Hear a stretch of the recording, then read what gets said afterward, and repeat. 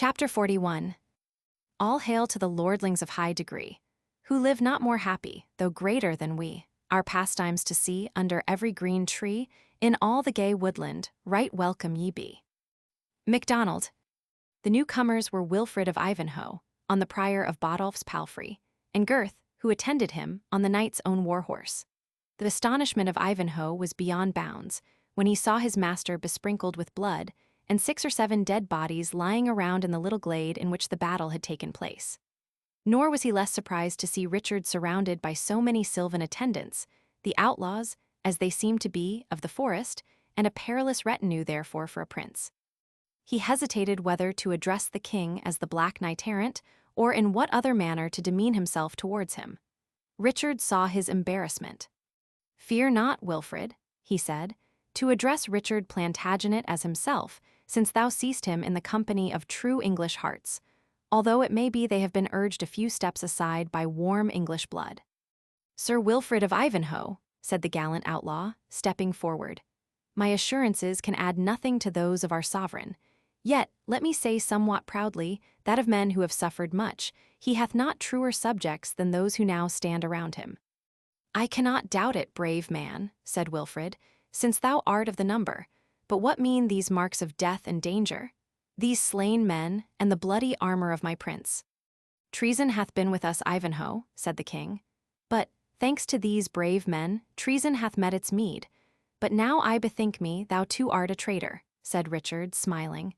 "A most disobedient traitor, for were not our orders positive, that thou shouldst repose thyself at St. Botolph's until thy wound was healed?" "It is healed," said Ivanhoe. "It is not of more consequence than the scratch of a bodkin. But why, oh why, noble prince, will you thus vex the hearts of your faithful servants, and expose your life by lonely journeys and rash adventures, as if it were of no more value than that of a mere knight-errant, who has no interest on earth but what lance and sword may procure him?" "And Richard Plantagenet," said the king, "desires no more fame than his good lance and sword may acquire him. And Richard Plantagenet is prouder of achieving an adventure, with only his good sword and his good arm to speed, than if he led to battle a host of 100,000 armed men." "But your kingdom, my liege," said Ivanhoe, "your kingdom is threatened with dissolution and civil war. Your subjects menaced with every species of evil, if deprived of their sovereign in some of those dangers which it is your daily pleasure to incur, and from which you have but this moment narrowly escaped." "Ho, ho, my kingdom and my subjects," answered Richard impatiently. "I tell thee, Sir Wilfred, the best of them are most willing to repay my follies in kind. For example, my very faithful servant, Wilfred of Ivanhoe, will not obey my positive commands, and yet reads his king a homily, because he does not walk exactly by his advice. Which of us has most reason to upbraid the other? Yet forgive me, my faithful Wilfred. The time I have spent, and am yet to spend in concealment, is, as I explained to thee at St. Botolph, necessary to give my friends and faithful nobles time to assemble their forces, that when Richard's return is announced, he should be at the head of such a force as enemies shall tremble to face, and thus subdue the meditated treason without even unsheathing a sword. Estotville and Bohun will not be strong enough to move forward to York for 24 hours. I must have news of Salisbury from the south, and of Beauchamp in Warwickshire, and of Malton and Percy in the north. The Chancellor must make sure of London. Too sudden an appearance would subject me to dangers, other than my lance and sword, though backed by the bow of bold Robin, or the quarterstaff of Friar Tuck, and the horn of the sage Wamba, may be able to rescue me from." Wilfred bowed in submission, well knowing how vain it was to contend with the wild spirit of chivalry, which so often impelled his master upon dangers which he might easily have avoided, or rather, which it was unpardonable in him to have sought out. The young knight sighed, therefore, and held his peace, while Richard, rejoiced at having silenced his counselor, though his heart acknowledged the justice of the charge he had brought against him, went on in conversation with Robin Hood. "King of outlaws," he said, "have you no refreshment to offer to your brother sovereign? For these dead knaves have found me both in exercise and appetite." "In troth," replied the outlaw, "for I scorn to lie to your grace, our larder is chiefly supplied with—" He stopped, and was somewhat embarrassed. "With venison, I suppose," said Richard gaily. "Better food at need there can be none, and truly, if a king will not remain at home and slay his own game, methinks he should not brawl too loud if he finds it killed to his hand. If your grace, then, said Robin, will again honor with your presence one of Robin Hood's places of rendezvous, the venison shall not be lacking, and a stoup of ale, and it may be a cup of reasonably good wine, to relish it withal.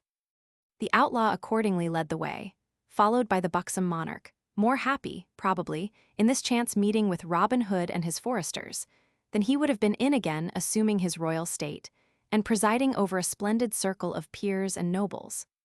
Novelty in society and adventure were the zest of life to Richard Coeur de Lion, and it had its highest relish when enhanced by dangers encountered and surmounted. In the lion-hearted king, the brilliant but useless character of a knight of romance was in a great measure realized and revived, and the personal glory which he acquired by his own deeds of arms was far more dear to his excited imagination than that which a course of policy and wisdom would have spread around his government.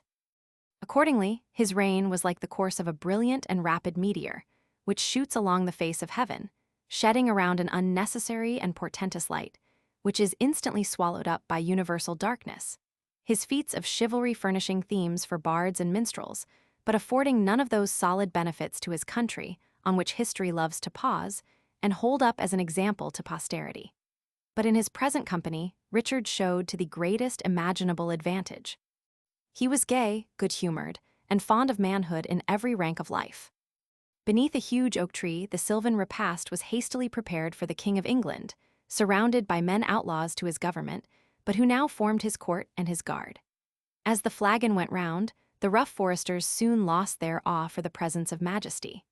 The song and the jest were exchanged, the stories of former deeds were told with advantage, and at length, and while boasting of their successful infraction of the laws, no one recollected they were speaking in presence of their natural guardian. The merry king, nothing heeding his dignity any more than his company, laughed, quaffed, and jested among the jolly band. The natural and rough sense of Robin Hood led him to be desirous that the scene should be closed ere anything should occur to disturb its harmony, the more especially that he observed Ivanhoe's brow clouded with anxiety. "We are honored," he said to Ivanhoe, apart, "by the presence of our gallant sovereign. Yet I would not that he dallied with time, which the circumstances of his kingdom may render precious." "It is well and wisely spoken, brave Robin Hood," said Wilfred, apart, "and know, moreover, that they who jest with majesty even in its gayest mood are but toying with the lion's whelp, which, on slight provocation, uses both fangs and claws." "You have touched the very cause of my fear," said the outlaw. "My men are rough by practice and nature, the king is hasty as well as good-humored, nor know I how soon cause of offense may arise, or how warmly it may be received. It is time this revel were broken off." "It must be by your management, then, gallant yeoman," said Ivanhoe, "for each hint I have essayed to give him serves only to induce him to prolong it."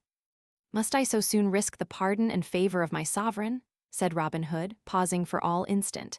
"But by Saint Christopher, it shall be so. I were undeserving his grace did I not peril it for his good. Here, Scathlock, get thee behind yonder thicket, and wind me a Norman blast on thy bugle, and without an instant's delay on peril of your life." Scathlock obeyed his captain, and in less than 5 minutes the revellers were startled by the sound of his horn. "It is the bugle of Malvoisin," said the miller, starting to his feet and seizing his bow. The friar dropped the flagon and grasped his quarterstaff. Wamba stopped short in the midst of a jest and betook himself to sword and target. All the others stood to their weapons. Men of their precarious course of life change readily from the banquet to the battle, and to Richard, the exchange seemed but a succession of pleasure. He called for his helmet and the most cumbrous parts of his armor, which he had laid aside. And while Gurth was putting them on, he laid his strict injunctions on Wilfred, under pain of his highest displeasure, not to engage in the skirmish which he supposed was approaching. "Thou hast fought for me 100 times, Wilfred, and I have seen it. Thou shalt this day look on, and see how Richard will fight for his friend and liegeman." In the meantime, Robin Hood had sent off several of his followers in different directions, as if to reconnoiter the enemy. And when he saw the company effectually broken up, he approached Richard, who was now completely armed, and, kneeling down on one knee, craved pardon of his sovereign. "For what, good yeoman?" said Richard, somewhat impatiently. "Have we not already granted thee a full pardon for all transgressions? Thinkest thou our word is a feather, to be blown backward and forward between us? Thou canst not have had time to commit any new offence since that time." "Ay, but I have, though," answered the yeoman, "if it be an offence to deceive my prince for his own advantage. The bugle you have heard was none of Malvoisin S, but blown by my direction, to break off the banquet, lest it trenched upon hours of dearer import than to be thus dallied with." He then rose from his knee, folded his arm on his bosom, and in a manner rather respectful than submissive, awaited the answer of the king. Like one who is conscious he may have given offence, yet is confident in the rectitude of his motive. The blood rushed in anger to the countenance of Richard, but it was the first transient emotion, and his sense of justice instantly subdued it. "The King of Sherwood," he said, "grudges his venison and his wine flask to the King of England. It is well, bold Robin, but when you come to see me in merry London, I trust to be a less niggard host. Thou art right, however, good fellow. Let us therefore to horse and away. Wilfred has been impatient this hour.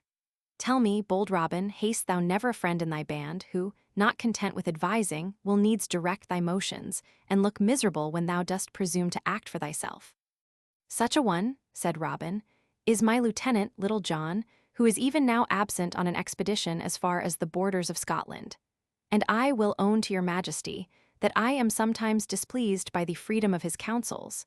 But, when I think twice, I cannot be long angry with one who can have no motive for his anxiety save zeal for his master's service." "Thou art right, good yeoman," answered Richard. "And if I had Ivanhoe, on the one hand, to give grave advice and recommend it by the sad gravity of his brow, and thee, on the other, to trick me into what thou thinkest my own good, I should have as little the freedom of mine own will as any king in Christendom or heathenesse. But come, sirs, let us merrily on to Coningsburgh, and think no more on't." Robin Hood assured them that he had detached a party in the direction of the road they were to pass, who would not fail to discover and apprise them of any secret ambuscade, and that he had little doubt they would find the ways secure, or, if otherwise, would receive such timely notice of the danger as would enable them to fall back on a strong troop of archers, with which he himself proposed to follow on the same route. The wise and attentive precautions adopted for his safety touched Richard's feelings, and removed any slight grudge, which he might retain on account of the deception the outlaw captain had practiced upon him. He once more extended his hand to Robin Hood, assured him of his full pardon and future favor, as well as his firm resolution to restrain the tyrannical exercise of the forest rights and other oppressive laws, by which so many English yeomen were driven into a state of rebellion. But Richard's good intentions towards the bold outlaw were frustrated by the king's untimely death, and the charter of the forest was extorted from the unwilling hands of King John when he succeeded to his heroic brother. As for the rest of Robin Hood's career, as well as the tale of his treacherous death, they are to be found in those black-letter garlands, once sold at the low and easy rate of 1 halfpenny, now cheaply purchased at their weight in gold. The outlaw's opinion proved true, and the king, attended by Ivanhoe, Gurth, and Wamba, arrived, without any interruption, within view of the castle of Coningsburgh, while the sun was yet in the horizon. There are few more beautiful or striking scenes in England than are presented by the vicinity of this ancient Saxon fortress.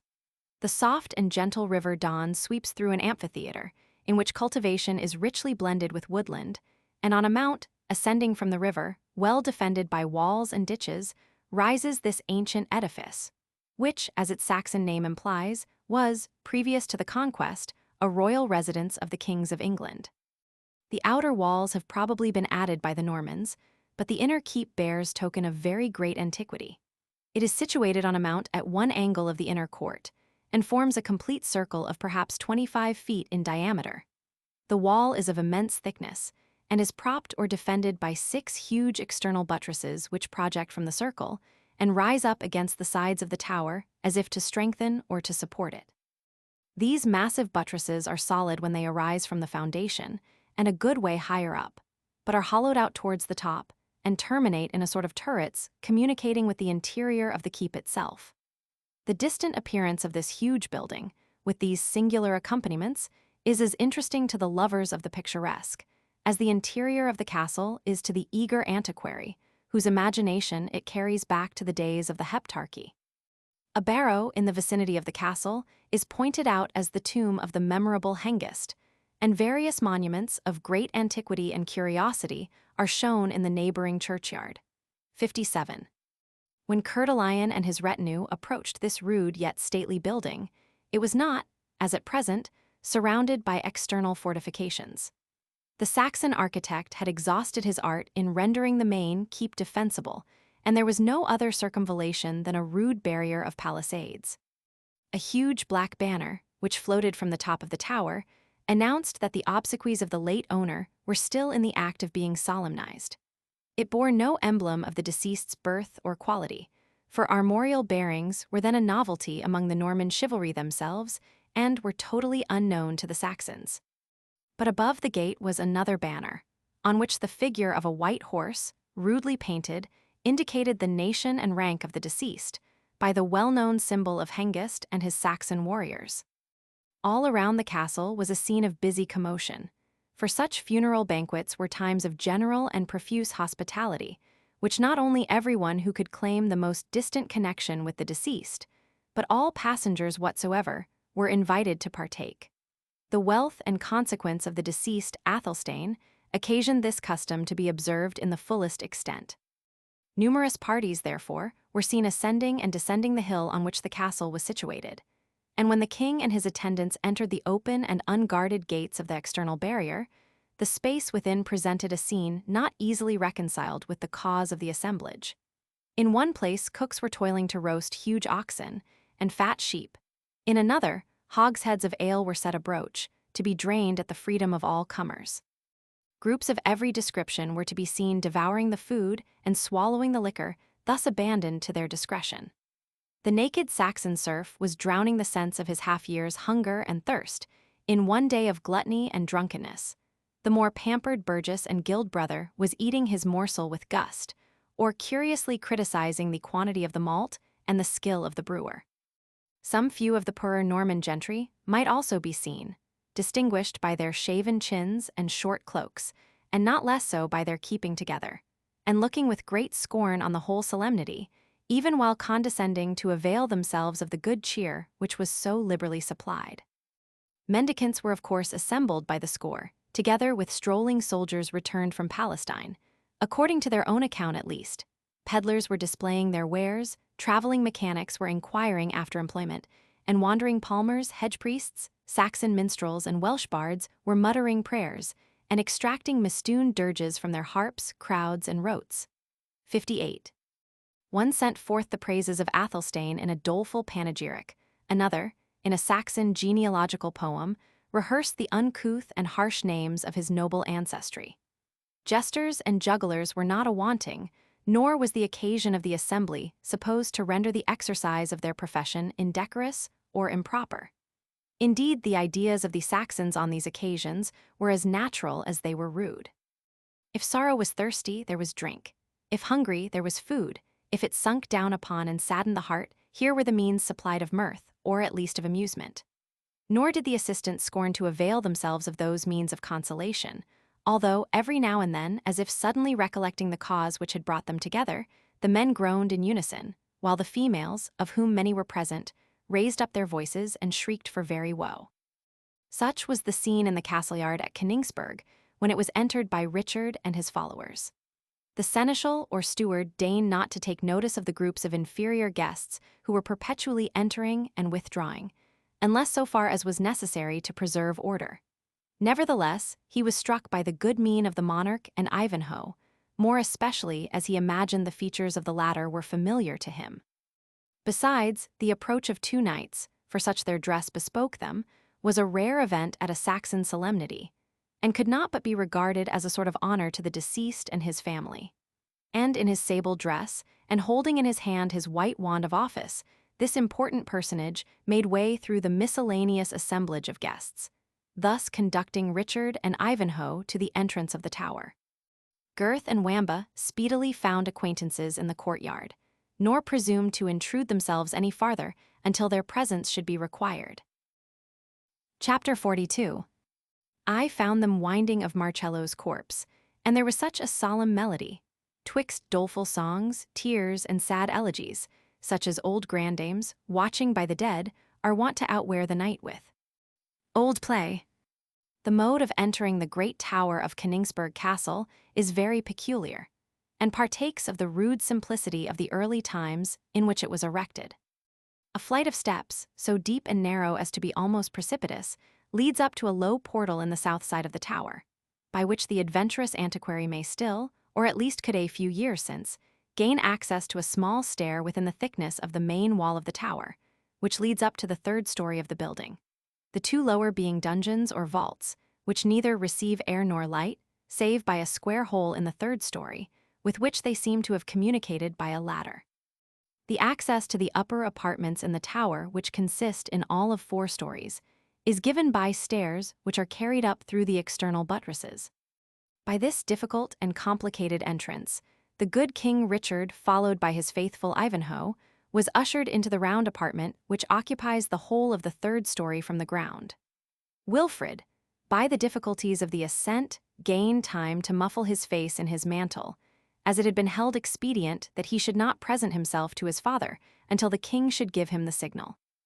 There were assembled in this apartment, around a large oaken table, about a dozen of the most distinguished representatives of the Saxon families in the adjacent counties.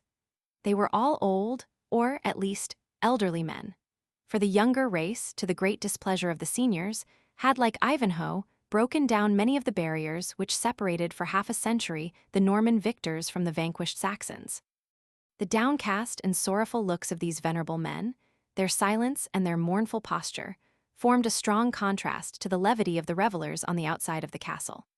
Their gray locks and long full beards, together with their antique tunics and loose black mantles, suited well with the singular and rude apartment in which they were seated, and gave the appearance of a band of ancient worshippers of Woden, recalled to life to mourn over the decay of their national glory. Cedric, seated in equal rank among his countrymen, seemed yet, by common consent, to act as chief of the assembly. Upon the entrance of Richard, only known to him as the valorous knight of the Fetterlock, he arose gravely, and gave him welcome by the ordinary salutation, "Wheeze hail," raising at the same time a goblet to his head. The king, no stranger to the customs of his English subjects, returned the greeting with the appropriate words, "Drink hail," and partook of a cup which was handed to him by the sewer. The same courtesy was offered to Ivanhoe, who pledged his father in silence, supplying the usual speech by an inclination of his head, lest his voice should have been recognized. When this introductory ceremony was performed, Cedric arose and, extending his hand to Richard, conducted him into a small and very rude chapel, which was excavated, as it were, out of one of the external buttresses. As there was no opening, saving a little narrow loophole, the place would have been nearly quite dark but for 2 flambeaux or torches, which showed, by a red and smoky light, the arched roof and naked walls, the rude altar of stone, and the crucifix of the same material. Before this altar was placed a bier, and on each side of this bier kneeled 3 priests who told their beads and muttered their prayers with the greatest signs of external devotion. For this service a splendid soul scat was paid to the convent of St. Edmund's by the mother of the deceased, and that it might be fully deserved, the whole brethren, saving the lame sacristan, had transferred themselves to Königsberg, where, while 6 of their number were constantly on guard in the performance of divine rites by the bier of Athelstane, the others failed not to take their share of the refreshments and amusements which went on at the castle. In maintaining this pious watch and ward, the good monks were particularly careful not to interrupt their hymns for an instant, lest Zernebach, the ancient Saxon Apollyon, should lay his clutches on the departed Athelstane. Nor were they less careful to prevent any unhallowed layman from touching the pall, which, having been that used at the funeral of St. Edmund, was liable to be desecrated if handled by the profane. If, in truth, these attentions could be of any use to the deceased, he had some right to expect them at the hands of the brethren of St. Edmund. Since, besides 100 mancuses of gold paid down as the sole ransom, the mother of Athelstane had announced her intention of endowing that foundation with the better part of the lands of the deceased, in order to maintain perpetual prayers for his soul and that of her departed husband. Richard and Wilfred followed the Saxon Cedric into the apartment of death, where, As their guide pointed with solemn air to the untimely bier of Athelstane, they followed his example in devoutly crossing themselves, and muttering a brief prayer for the weal of the departed soul. This act of pious charity performed, Cedric again motioned them to follow him, gliding over the stone floor with a noiseless tread. And after ascending a few steps, opened with great caution the door of a small oratory, which adjoined to the chapel.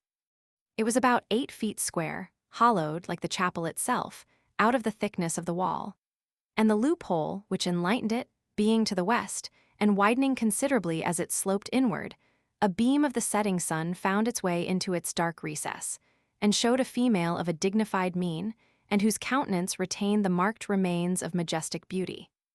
Her long mourning robes and her flowing wimple of black cypress enhanced the whiteness of her skin, and the beauty of her light-colored and flowing tresses, which time had neither thinned nor mingled with silver. Her countenance expressed the deepest sorrow that is consistent with resignation. On the stone table before her stood a crucifix of ivory, beside which was laid a missal, having its pages richly illuminated, and its boards adorned with clasps of gold and bosses of the same precious metal. "Noble Edith," said Cedric, after having stood a moment silent, as if to give Richard and Wilfred time to look upon the lady of the mansion, "these are worthy strangers, come to take a part in thy sorrows. And this, in especial, is the valiant knight who fought so bravely for the deliverance of him for whom we this day mourn." "His bravery has my thanks," returned the lady, "although it be the will of heaven that it should be displayed in vain. I thank, too, his courtesy and that of his companion, which hath brought them hither to behold the widow of a Delling, the mother of Athelstane, in her deep hour of sorrow and lamentation.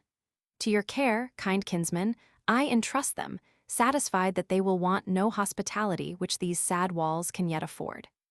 The guests bowed deeply to the mourning parent, and withdrew from their hospitable guide. Another winding stair conducted them to an apartment of the same size with that which they had first entered, occupying indeed the story immediately above. From this room, ere yet the door was opened, proceeded a low and melancholy strain of vocal music. When they entered, they found themselves in the presence of about 20 matrons and maidens of distinguished Saxon lineage. 4 maidens, Rowena leading the choir, raised a hymn for the soul of the deceased, of which we have only been able to decipher 2 or 3 stanzas. "Dust unto dust, to this all must. The tenant hath resigned the faded form to waste and worm, corruption claims her kind. Through paths unknown thy soul hath flown, to seek the realms of woe, where fiery pain shall purge the stain of actions done below. In that sad place, by Mary's grace, brief may thy dwelling be till prayers and alms and holy psalms shall set the captive free." While this dirge was sung, in a low and melancholy tone, by the female choristers, the others were divided into 2 bands, of which one was engaged in bedecking, with such embroidery as their skill and taste could compass, a large silken pall, destined to cover the bier of Athelstane, while the others busied themselves in selecting, from baskets of flowers placed before them, garlands, which they intended for the same mournful purpose. The behavior of the maidens was decorous, if not marked with deep affliction, but now and then a whisper or a smile called forth the rebuke of the several matrons, and here and there might be seen a damsel more interested in endeavoring to find out how her mourning robe became her, than in the dismal ceremony for which they were preparing. Neither was this propensity, if we must needs confess the truth, at all diminished by the appearance of 2 strange knights, which occasioned some looking up, peeping, and whispering. Rowena alone, too proud to be vain, paid her greeting to her deliverer with a graceful courtesy. Her demeanor was serious, but not dejected, and it may be doubted whether thoughts of Ivanhoe, and of the uncertainty of his fate, did not claim as great a share in her gravity as the death of her kinsman. To Cedric, however, who, as we have observed, was not remarkably clear-sighted on such occasions, the sorrow of his ward seemed so much deeper than any of the other maidens, that he deemed it proper to whisper the explanation. She was the affianced bride of the noble Athelstane. It may be doubted whether this communication went a far way to increase Wilfred's disposition to sympathize with the mourners of Koningsberg. Having thus formally introduced the guests to the different chambers in which the obsequies of Athelstane were celebrated under different forms, Cedric conducted them into a small room, destined, as he informed them, for the exclusive accommodation of honorable guests, whose more slight connection with the deceased might render them unwilling to join those who were immediately affected by the unhappy event. He assured them of every accommodation, and was about to withdraw when the Black Knight took his hand. "I crave to remind you, noble Thane," he said, "that when we last parted you promised, for the service I had the fortune to render you, to grant me a boon." "It is granted ere named, noble knight," said Cedric, "yet at this sad moment." "Of that also," said the king, "I have bethought me, but my time is brief. Neither does it seem to me unfit, that, when closing the grave on the noble Athelstane, we should deposit therein certain prejudices and hasty opinions." "Sir Knight of the Fetterlock," said Cedric, coloring and interrupting the king in his turn, "I trust your boon regards yourself and no other, for in that which concerns the honor of my house, it is scarce fitting that a stranger should mingle." "Nor do I wish to mingle," said the king mildly, "unless in so far as you will admit me to have an interest. As yet you have known me but as the Black Knight of the Fetterlock, know me now as Richard Plantagenet." "Richard of Anjou," exclaimed Cedric, stepping backward with the utmost astonishment. "No, noble Cedric, Richard of England, whose deepest interest, whose deepest wish is to see her sons united with each other. And how now, worthy Thane, hast thou no knee for thy prince?" "To Norman blood," said Cedric, "it hath never bended." "Reserve thine homage then," said the monarch, "until I shall prove my right to it by my equal protection of Normans and English." "Prince," answered Cedric, "I have ever done justice to thy bravery and thy worth, nor am I ignorant of thy claim to the crown through thy descent from Matilda, niece to Edgar Atheling and daughter to Malcolm of Scotland. But Matilda, though of the royal Saxon blood, was not the heir to the monarchy." "I will not dispute my title with thee, noble Thane," said Richard calmly, "but I will bid thee look around thee, and see where thou wilt find another to be put into the scale against it." "And hast thou wandered hither, prince, to tell me so?" said Cedric, "to upbraid me with the ruin of my race, ere the grave has closed o'er the last scion of Saxon royalty?" His countenance darkened as he spoke. "It was boldly, it was rashly done." "Not so, by the Holy Rood," replied the king. "It was done in the frank confidence which one brave man may repose in another, without a shadow of danger." "Thou sayest well, Sir King, for king I own thou art, and wilt be, despite of my feeble opposition. I dare not take the only mode to prevent it, though thou hast placed the strong temptation within my reach." "And now to my boon," said the king, "which I ask not with one jot the less confidence, that thou hast refused to acknowledge my lawful sovereignty. I require of thee, as a man of thy word, on pain of being held faithless, mansworn, and nightering, 581 to forgive and receive to thy paternal affection the good knight, Wilfred of Ivanhoe. In this reconciliation thou wilt own I have an interest, the happiness of my friend, and the quelling of dissension among my faithful people." "And this is Wilfred," said Cedric, pointing to his son. My father," said Ivanhoe, prostrating himself at Cedric's feet, "grant me thy forgiveness." "Thou hast it, my son," said Cedric, raising him up. "The son of Hereward knows how to keep his word, even when it has been passed to a Norman. But let me see thee use the dress and costume of thy English ancestry. No short cloaks, no gay bonnets, no fantastic plumage in my decent household. He that would be the son of Cedric must show himself of English ancestry. Thou art about to speak," he added sternly, "and I guess the topic. The Lady Rowena must complete 2 years' mourning. As for a betrothed husband, all our Saxon ancestors would disown us were we to treat of a new union for her ere the grave of him she should have wedded him. So much the most worthy of her hand by birth and ancestry is yet closed. The ghost of Athelstane himself would burst his bloody cerements and stand before us to forbid such dishonor to his memory." It seemed as if Cedric's words had raised a spectre, for scarce had he uttered them ere the door flew open, and Athelstane, arrayed in the garments of the grave, stood before them, pale, haggard, and like something arisen from the dead. 59. The effect of this apparition on the persons present was utterly appalling. Cedric started back as far as the wall of the apartment would permit, and leaning against it as one unable to support himself, gazed on the figure of his friend with eyes that seemed fixed, and a mouth which he appeared incapable of shutting. Ivanhoe crossed himself, repeating prayers in Saxon, Latin, or Norman French as they occurred to his memory, while Richard alternately said, "Benedicite," and swore, "Mort de mavi." In the meantime, a horrible noise was heard below stairs, some crying, "Secure the treacherous monks." Others, "Down with them into the dungeon." Others, "Pitch them from the highest battlements." "In the name of God," said Cedric, addressing what seemed the spectre of his departed friend, "if thou art mortal, speak. If a departed spirit, say for what cause thou dost revisit us, or if I can do aught that can set thy spirit at repose. Living or dead, noble Athelstane, speak to Cedric." "I will," said the spectre very composedly, "when I have collected breath, and when you give me time, alive, saidst thou? I am as much alive as he can be who has fed on bread and water for 3 days, which seem 3 ages. Yes, bread and water, Father Cedric. By heaven and all saints in it, better food hath not passed my weasand for 3 livelong days, and by God's providence it is that I am now here to tell it." "Why, noble Athelstane," said the Black Knight, "I myself saw you struck down by the fierce Templar towards the end of the storm at Torquilstone, and as I thought, and Wamba reported, your skull was cloven through the teeth." "You thought amiss, Sir Knight," said Athelstane, "and Wamba lied. My teeth are in good order, and that my supper shall presently find. No thanks to the Templar, though, whose sword turned in his hand, so that the blade struck me flattelings, being averted by the handle of the good mace with which I warded the blow. Had my steel cap been on, I had not valued it a rush, and had dealt him such a counterbuff as would have spoilt his retreat. But as it was, down I went, stunned indeed, but unwounded.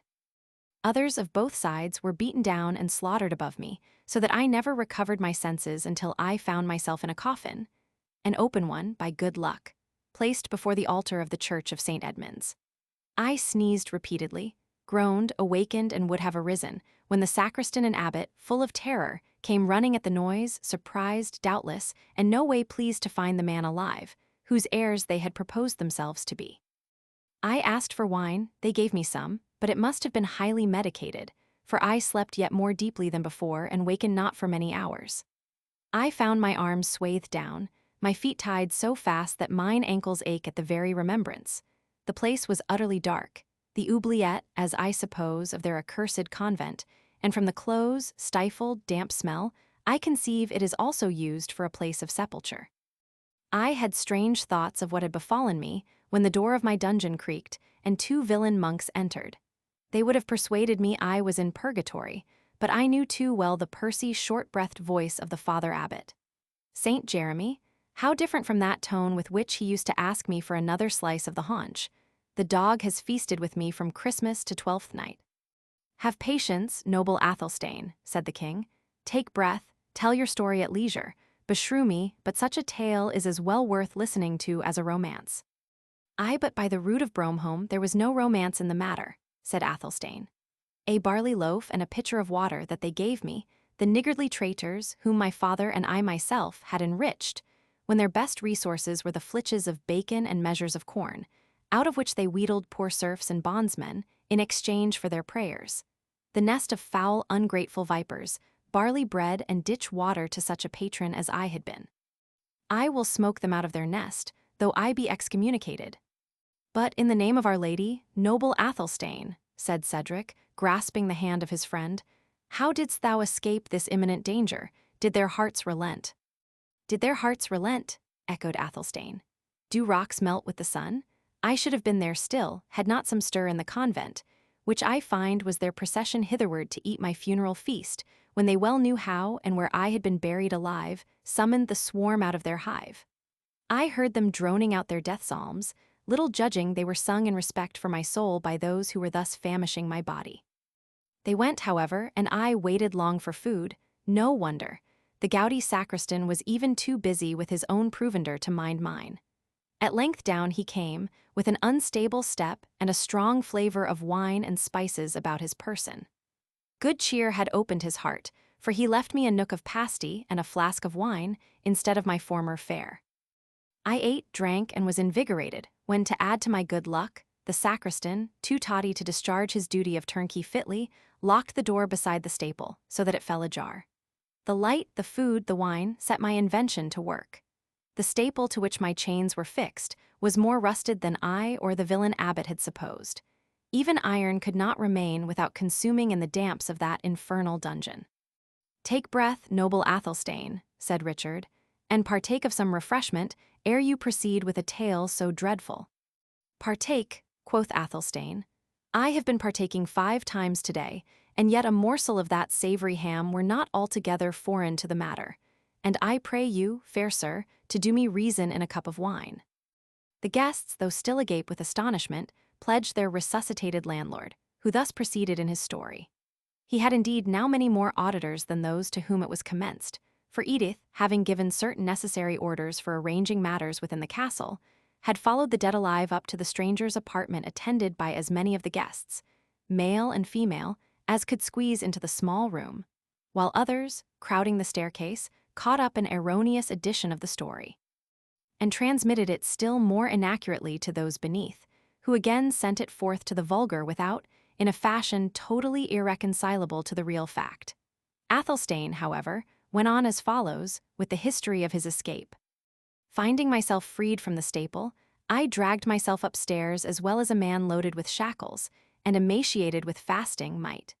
And after much groping about, I was at length directed, by the sound of a jolly roundelay, to the apartment where the worthy sacristan, and it so please ye, was holding a devil's mass with a huge beetle-browed, broad-shouldered brother of the grey frock and cowl, who looked much more like a thief than a clergyman.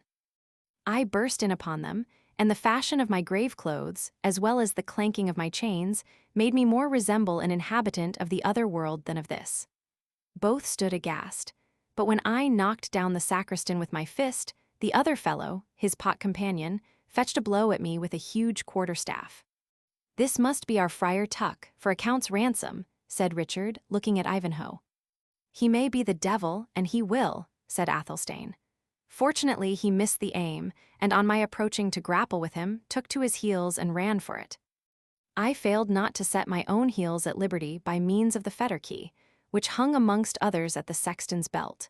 And I had thoughts of beating out the knave's brains with the bunch of keys, but gratitude for the nook of pasty and the flask of wine which the rascal had imparted to my captivity came over my heart. So, with a brace of hearty kicks, I left him on the floor, pouched some baked meat, and a leathern bottle of wine, with which the 2 venerable brethren had been regaling, went to the stable, and found in a private stall mine own best palfrey, which, doubtless, had been set apart for the holy Father Abbot's particular use. Hither I came with all the speed the beast could compass, man and mother's son flying before me wherever I came, taking me for a spectre, the more especially as, to prevent my being recognized, I drew the corpse hood over my face. I had not gained admittance into my own castle, had I not been supposed to be the attendant of a juggler who is making the people in the castle yard very merry, considering they are assembled to celebrate their lord's funeral. I say the sewer thought I was dressed to bear a part in the tregetour's mummery, and so I got admission, and did but disclose myself to my mother, and eat a hasty morsel, ere I came in quest of you, my noble friend. And you have found me, said Cedric, ready to resume our brave projects of honor and liberty. I tell thee, never will dawn a morrow so auspicious as the next, for the deliverance of the noble Saxon race. Talk not to me of delivering anyone, said Athelstane. It is well I am delivered myself. I am more intent on punishing that villain abbot. He shall hang on the top of this castle of Koningsberg in his cope and stole, and if the stairs be too strait to admit his fat carcass, I will have him craned up from without. But my son, said Edith, consider his sacred office. Consider my 3 days' fast, replied Athelstane.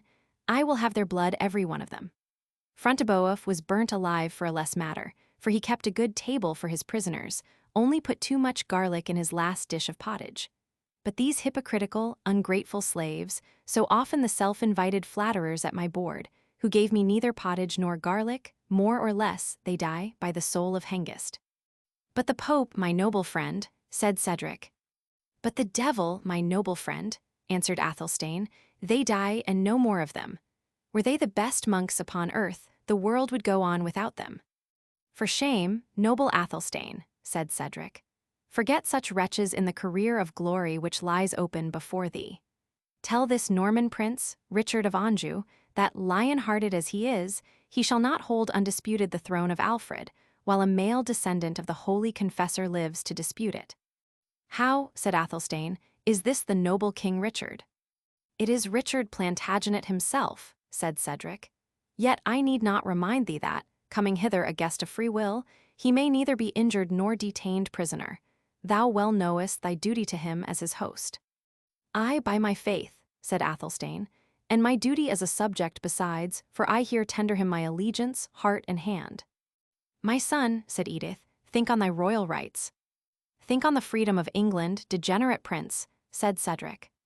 "Mother and friend," said Athelstane, "a truce to your upbraidings. Bread and water and a dungeon are marvelous mortifiers of ambition, and I rise from the tomb a wiser man than I descended into it. One half of those vain follies were puffed into mine ear by that perfidious Abbot Wolfram, and you may now judge if he is a counselor to be trusted.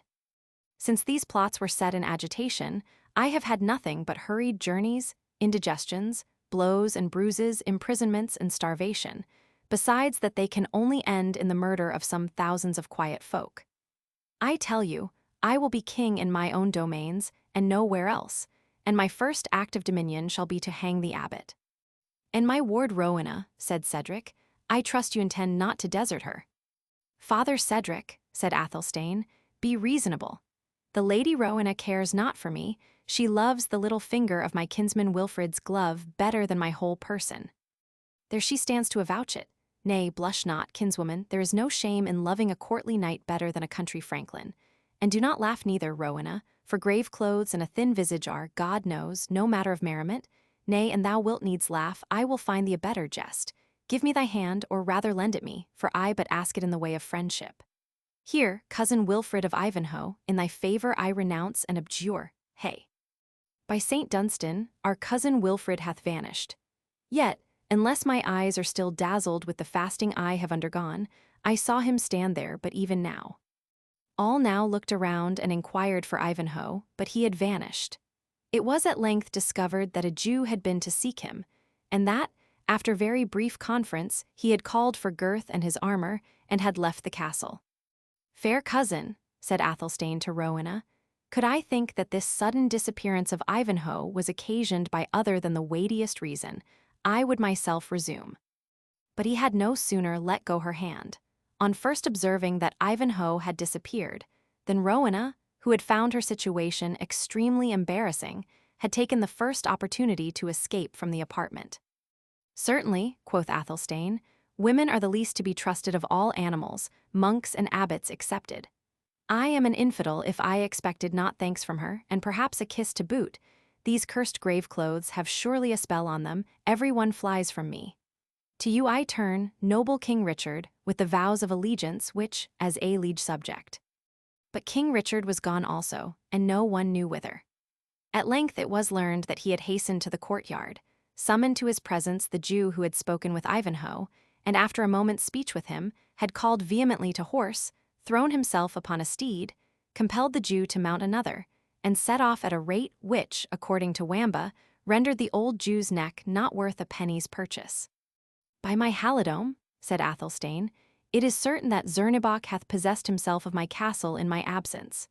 I return in my grave clothes, a pledge restored from the very sepulchre, and every one I speak to vanishes as soon as they hear my voice, but it skills not talking of it.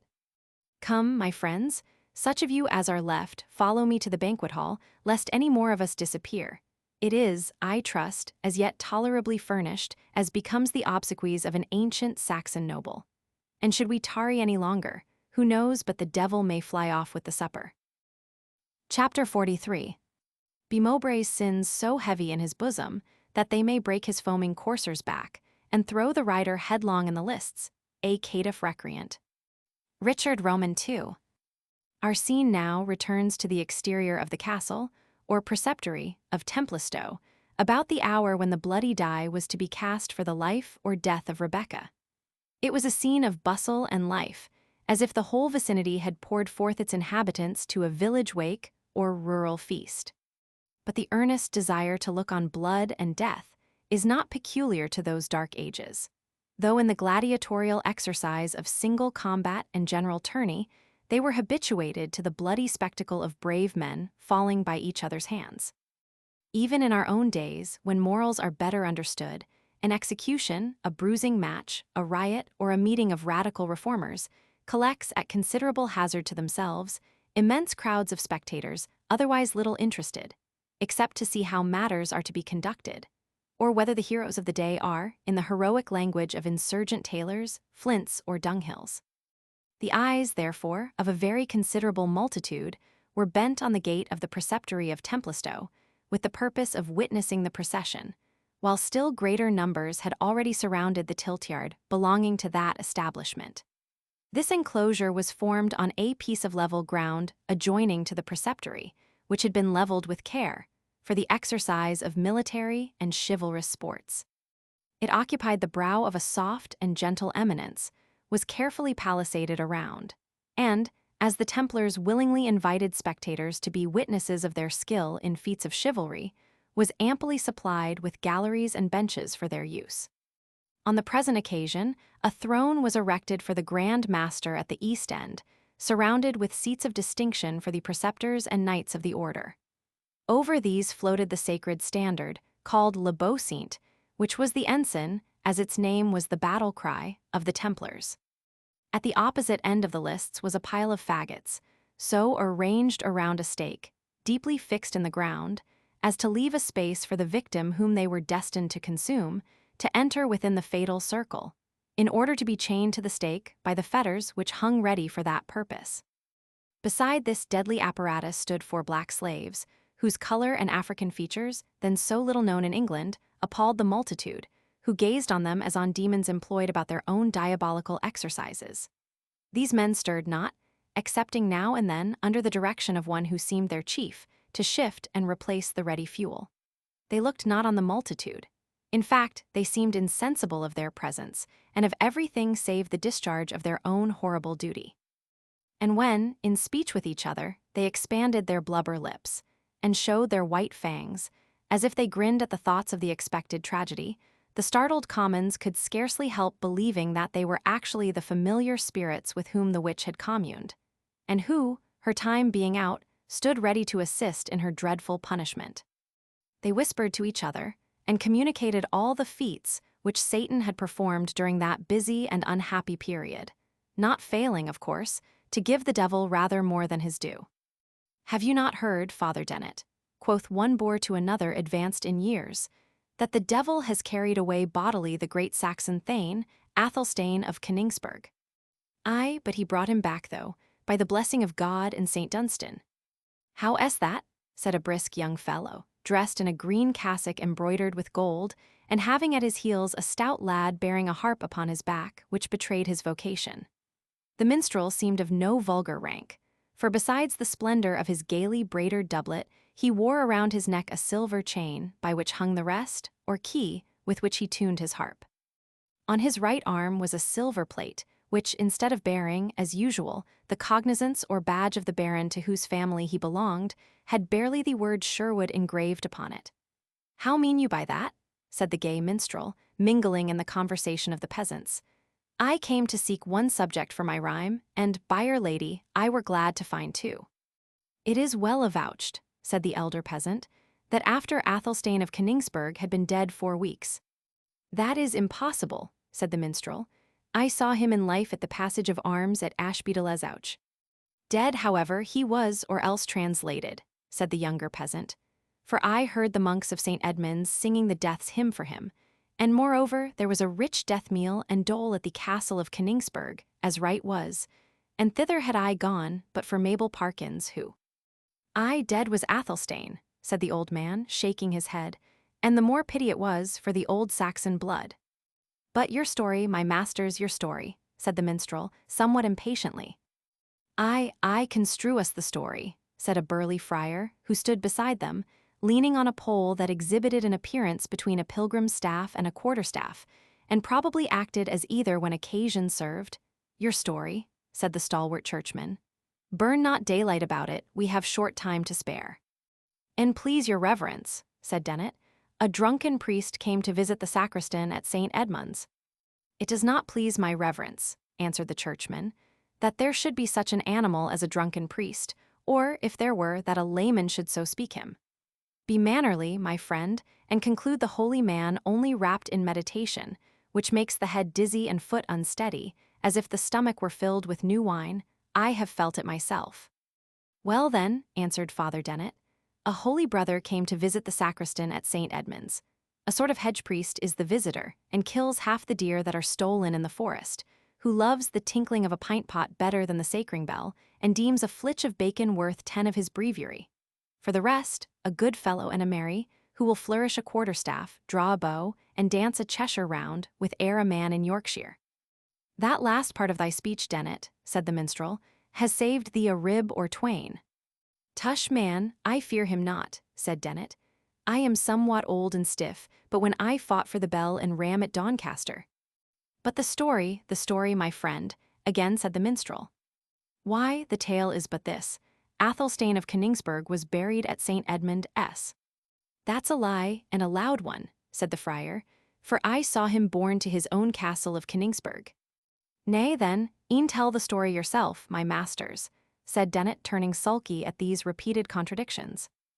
And it was with some difficulty that the boor could be prevailed on, by the request of his comrade and the minstrel, to renew his tale.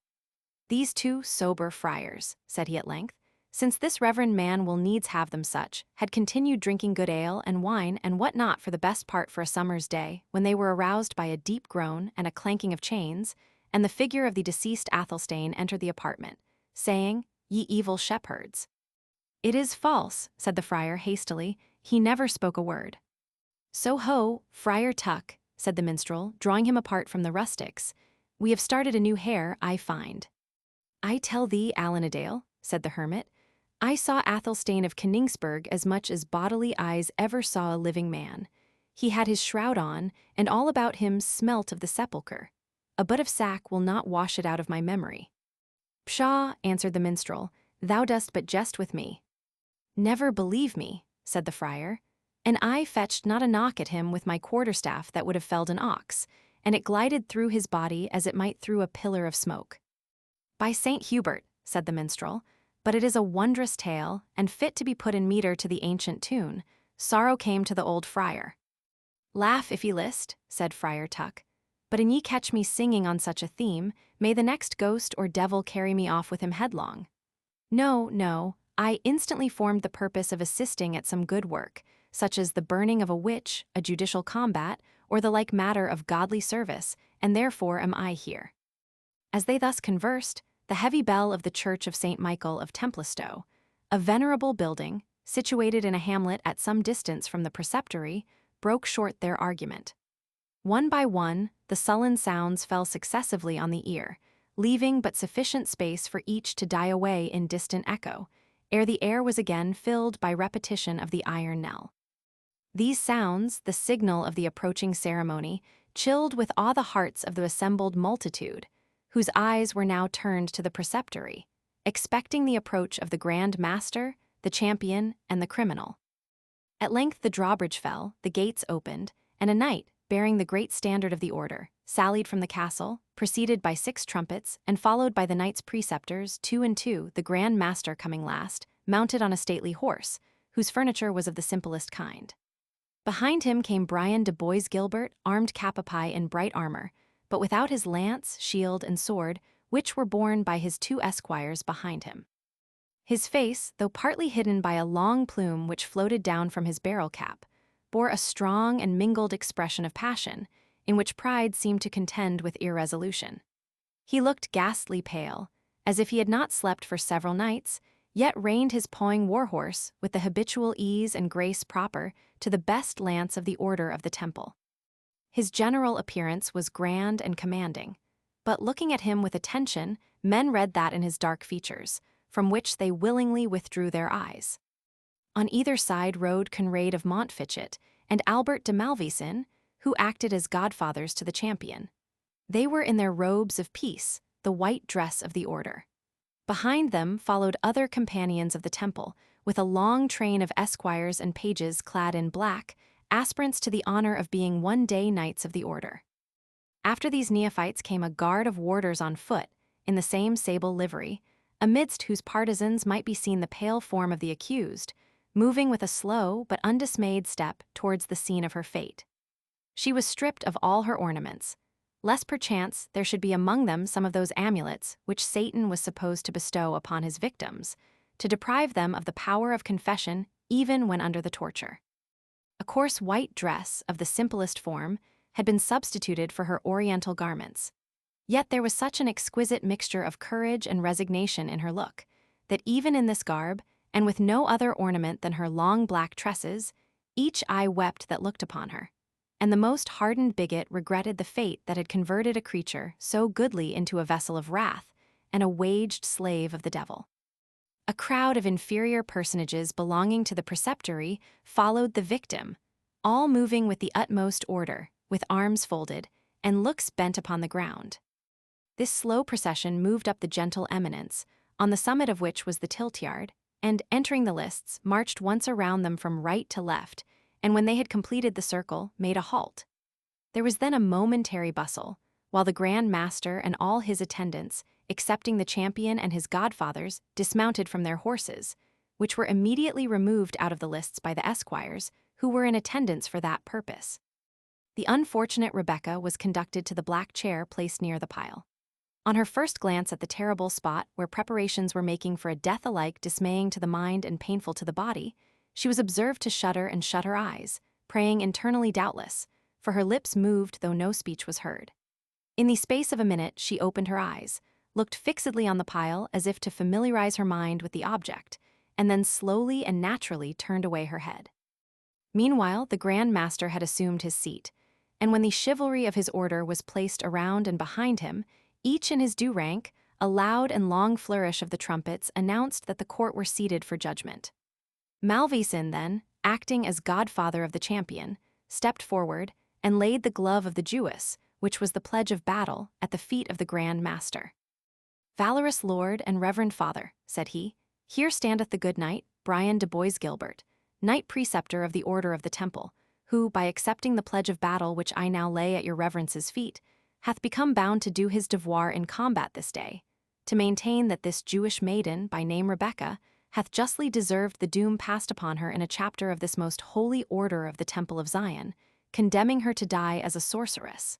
Here, I say, he standeth. Such battle to do, knightly and honorable, if such be your noble and sanctified pleasure. Hath he made oath, said the Grand Master, that his quarrel is just and honorable. Bring forward the crucifix and the tea-igitor." "Sir, and most reverend father," answered Malvoisin readily, "our brother here present hath already sworn to the truth of his accusation in the hand of the good knight Conrade de Montfichet, and otherwise he ought not to be sworn, seeing that his adversary is an unbeliever, and may take no oath." This explanation was satisfactory, to Albert's great joy. For the wily knight had foreseen the great difficulty, or rather impossibility, of prevailing upon Brian de Bois-Guilbert to take such an oath before the assembly, and had invented this excuse to escape the necessity of his doing so. The Grand Master, having allowed the apology of Albert Malvoisin, commanded the herald to stand forth and do his devoir. The trumpets then again flourished, and a herald, stepping forward, proclaimed aloud, "Oyez, oyez, oyez. Here standeth the good knight, Sir Brian de Bois-Guilbert, ready to do battle with any knight of free blood, who will sustain the quarrel allowed and allotted to the Jewess Rebecca, to try by champion, in respect of lawful essin of her own body. And to such champion, the reverend and valorous Grand Master here present allows a fair field, and equal partition of sun and wind, and whatever else appertains to a fair combat." The trumpets again sounded, and there was a dead pause of many minutes. "No champion appears for the appellant," said the Grand Master. "Go, herald, and ask her whether she expects anyone to do battle for her in this her cause." The herald went to the chair in which Rebecca was seated, and Bois-Guilbert, suddenly turning his horse's head toward that end of the lists, in spite of hints on either side from Malvoisin and Montfichet, was by the side of Rebecca's chair as soon as the herald. "Is this regular, and according to the law of combat?" said Malvoisin, looking to the Grand Master. "Albert de Malvoisin, it is," answered Beaumanoir.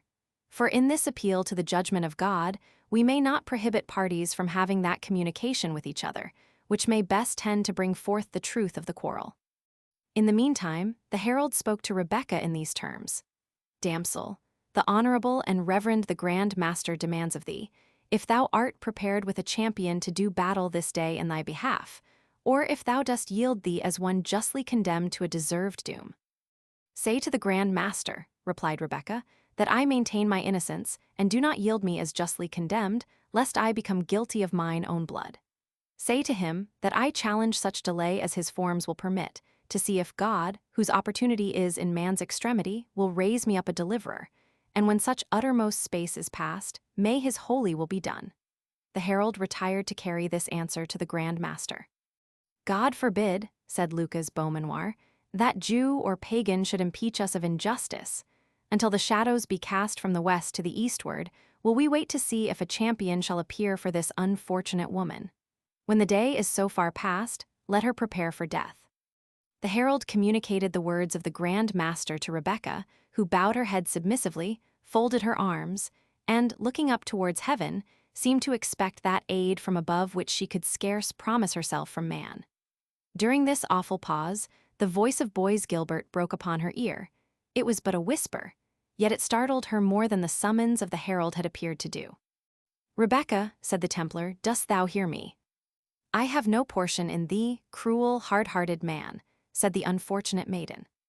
"Ay, but dost thou understand my words?" said the Templar, "for the sound of my voice is frightful in mine own ears. I scarce know on what ground we stand, or for what purpose they have brought us hither. This listed space, that chair, these faggots, I know their purpose, and yet it appears to me like something unreal, the fearful picture of a vision which appalls my sense with hideous fantasies, but convinces not my reason." "My mind and senses keep touch and time," answered Rebecca, "and tell me alike that these faggots are destined to consume my earthly body, and open a painful but a brief passage to a better world."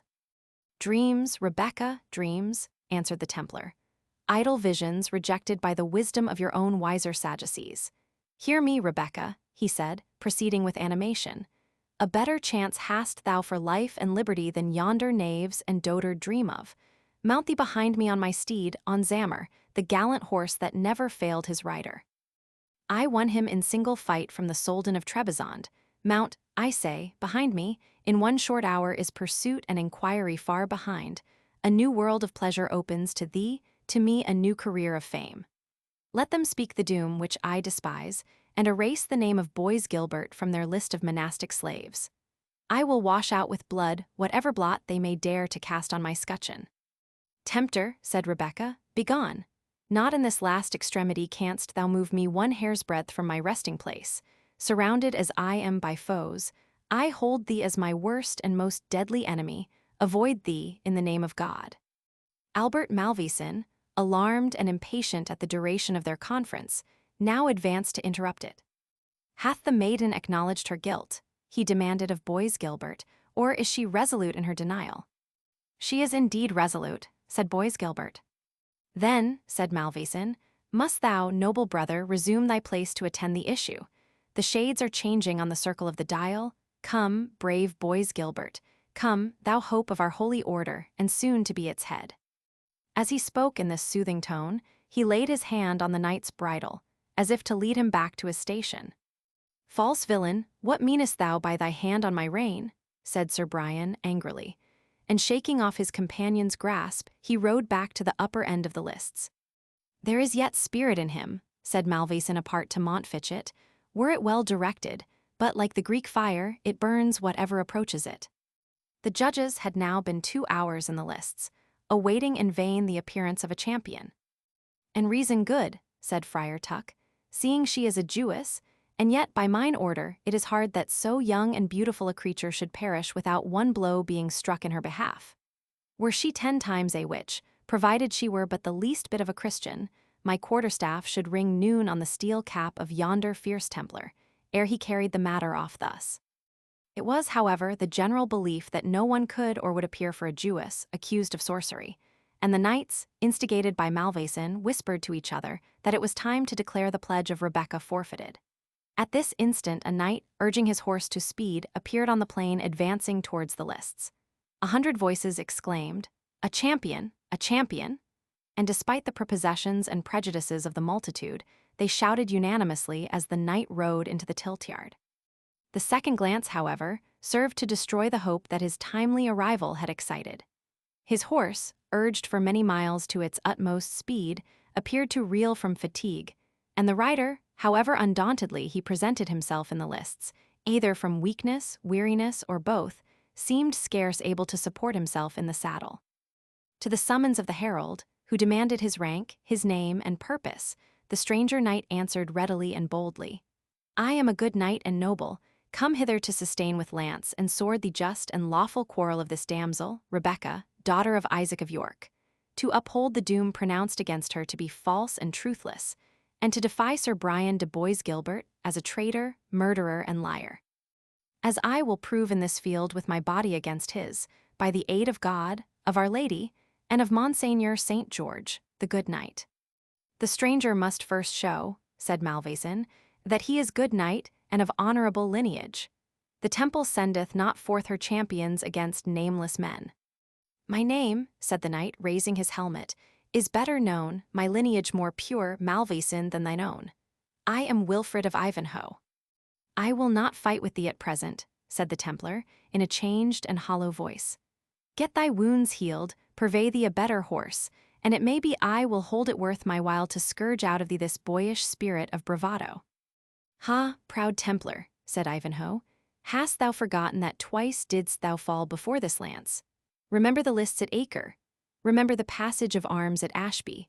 Remember thy proud vaunt in the halls of Rotherwood, and the gage of your gold chain against my reliquary, that thou wouldst do battle with Wilfred of Ivanhoe, and recover the honor thou hadst lost.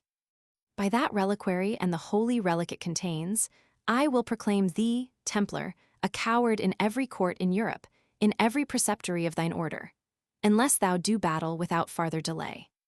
Bois Gilbert turned his countenance irresolutely towards Rebecca, and then exclaimed, looking fiercely at Ivanhoe, "Dog of a Saxon, take thy lance, and prepare for the death thou hast drawn upon thee." "Does the Grand Master allow me the combat?" said Ivanhoe. "I may not deny what thou hast challenged," said the Grand Master, "provided the maiden accepts thee as her champion. Yet I would thou wert in better plight to do battle. An enemy of our order hast thou ever been, yet would I have thee honorably met with." Thus as I am, and not otherwise," said Ivanhoe. "It is the judgment of God, to his keeping I commend myself. Rebecca," said he, riding up to the fatal chair, "dost thou accept of me for thy champion?" "I do," she said, "I do," fluttered by an emotion which the fear of death had been unable to produce. "I do accept thee as the champion whom heaven hath sent me. Yet no, thy wounds are uncured, meet not that proud man, why shouldst thou perish also?" But Ivanhoe was already at his post, and had closed his visor and assumed his lance. Bois Gilbert did the same, and his esquire remarked, as he clasped his visor, that his face, which had, notwithstanding the variety of emotions by which he had been agitated, continued during the whole morning of an ashy paleness, was now become suddenly very much flushed. The herald then, seeing each champion in his place, uplifted his voice, repeating thrice, "Fates vos devoirs pria chevaliers." After the third cry he withdrew to one side of the lists, and again proclaimed that none on peril of instant death should dare, by word, cry, or action, to interfere with or disturb this fair field of combat. The Grand Master, who held in his hand the gage of battle, Rebecca's glove, now threw it into the lists and pronounced the fatal signal words, "Laces aller." The trumpet sounded, and the knights charged each other in full career. The wearied horse of Ivanhoe and its no less exhausted rider went down, as all had expected, before the well-aimed lance and vigorous steed of the Templar. This issue of the combat all had foreseen, but although the spear of Ivanhoe did but, in comparison, touch the shield of Bois Gilbert, that champion, to the astonishment of all who beheld it reeled in his saddle, lost his stirrups, and fell in the lists. Ivanhoe, extricating himself from his fallen horse, was soon on foot, hastening to mend his fortune with his sword, but his antagonist arose not. Wilfred, placing his foot on his breast, and the sword's point to his throat, commanded him to yield him, or die on the spot. Bois Gilbert returned no answer. "Slay him not, Sir Knight," cried the Grand Master. "Unshriven and unabsolved, kill not body and soul, we allow him vanquished." He descended into the lists and commanded them to unhelm the conquered champion. His eyes were closed, the dark red flush was still on his brow. As they looked on him in astonishment, the eyes opened, but they were fixed and glazed. The flush passed from his brow and gave way to the pallid hue of death. Unscathed by the lance of his enemy, he had died a victim to the violence of his own contending passions. "This is indeed the judgment of God," said the Grand Master, looking upwards. "Fiat voluntas tua." Chapter 44. So now tea's ended, like an old wife's story. Webster. When the first moments of surprise were over, Wilfred of Ivanhoe demanded of the Grand Master, as judge of the field, if he had manfully and rightfully done his duty in the combat. "Manfully and rightfully hath it been done," said the Grand Master. "I pronounce the maiden free and guiltless. The arms and the body of the deceased knight are at the will of the victor." "I will not despoil him of his weapons," said the Knight of Ivanhoe, "nor condemn his corpse to shame. He hath fought for Christendom, God's arm, no human hand, hath this day struck him down. But let his obsequies be private, as becomes those of a man who died in an unjust quarrel. And for the maiden—" He was interrupted by a clattering of horses' feet, advancing in such numbers and so rapidly as to shake the ground before them, and the Black Knight galloped into the lists. He was followed by a numerous band of men-at-arms and several knights in complete armor. "I am too late," he said, looking around him. "I had doomed Boys Gilbert for mine own property. Ivanhoe, was this well, to take on thee such a venture, and thou scarce able to keep thy saddle?" "Heaven, my liege," answered Ivanhoe, "hath taken this proud man for its victim. He was not to be honored in dying as your will had designed." "Peace be with him," said Richard, looking steadfastly on the corpse. "If it may be so, he was a gallant knight, and has died in his steel harness full knightly. But we must waste no time. Bohun, do thine office."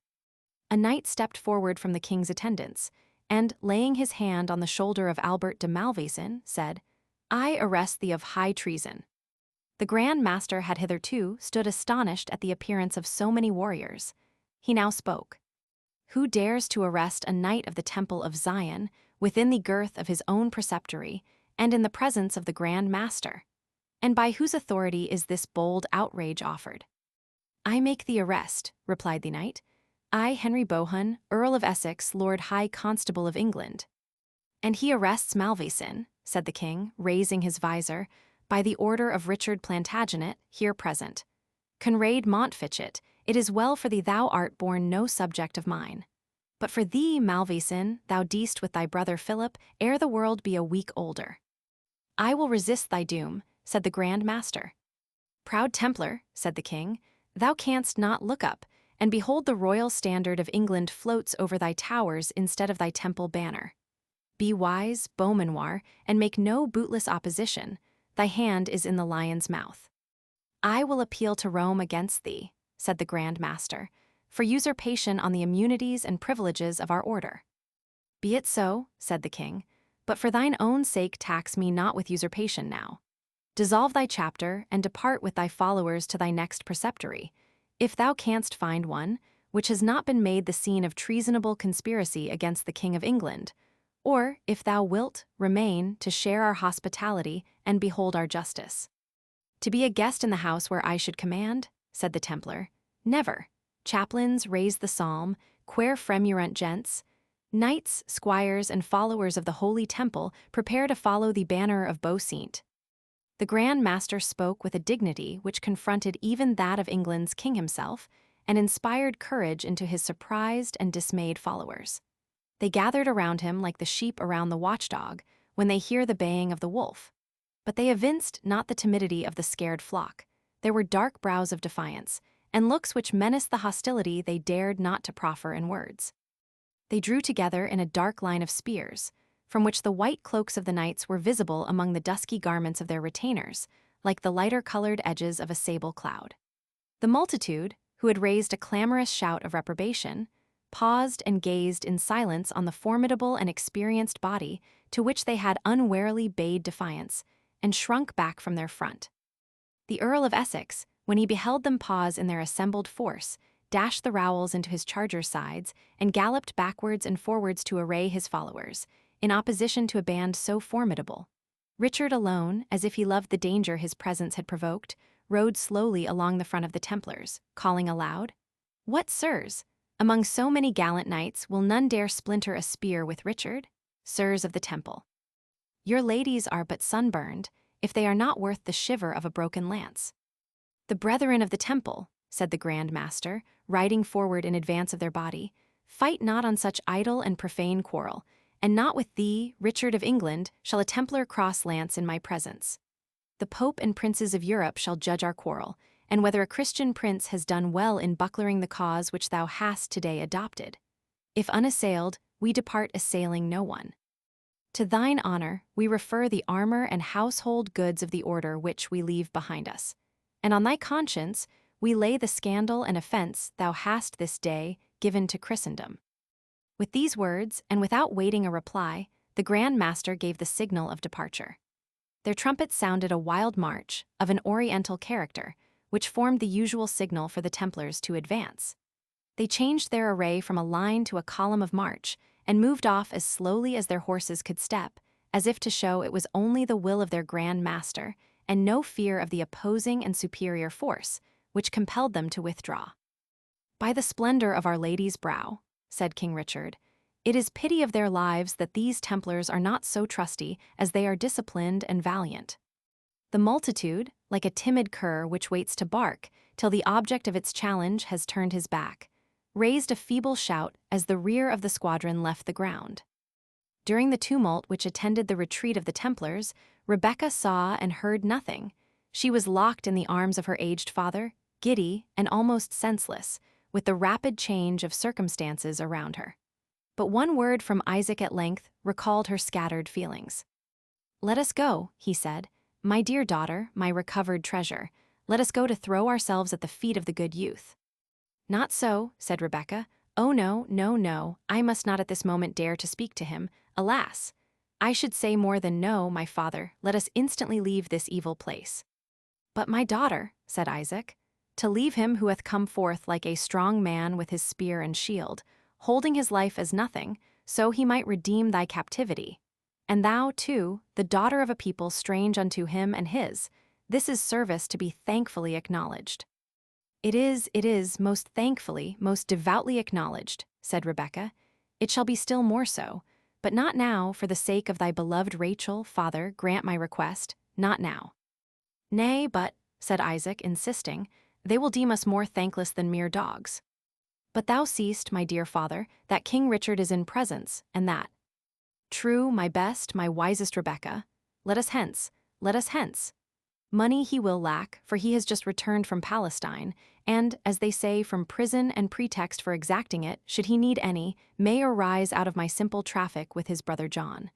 Away, away, let us hence." And hurrying his daughter in his turn, he conducted her from the lists, and by means of conveyance which he had provided, transported her safely to the house of the Rabbi Nathan. The Jewess, whose fortunes had formed the principal interest of the day, having now retired unobserved, the attention of the populace was transferred to the Black Knight. They now filled the air with "Long life to Richard with the lion's heart," and "Down with the usurping Templars."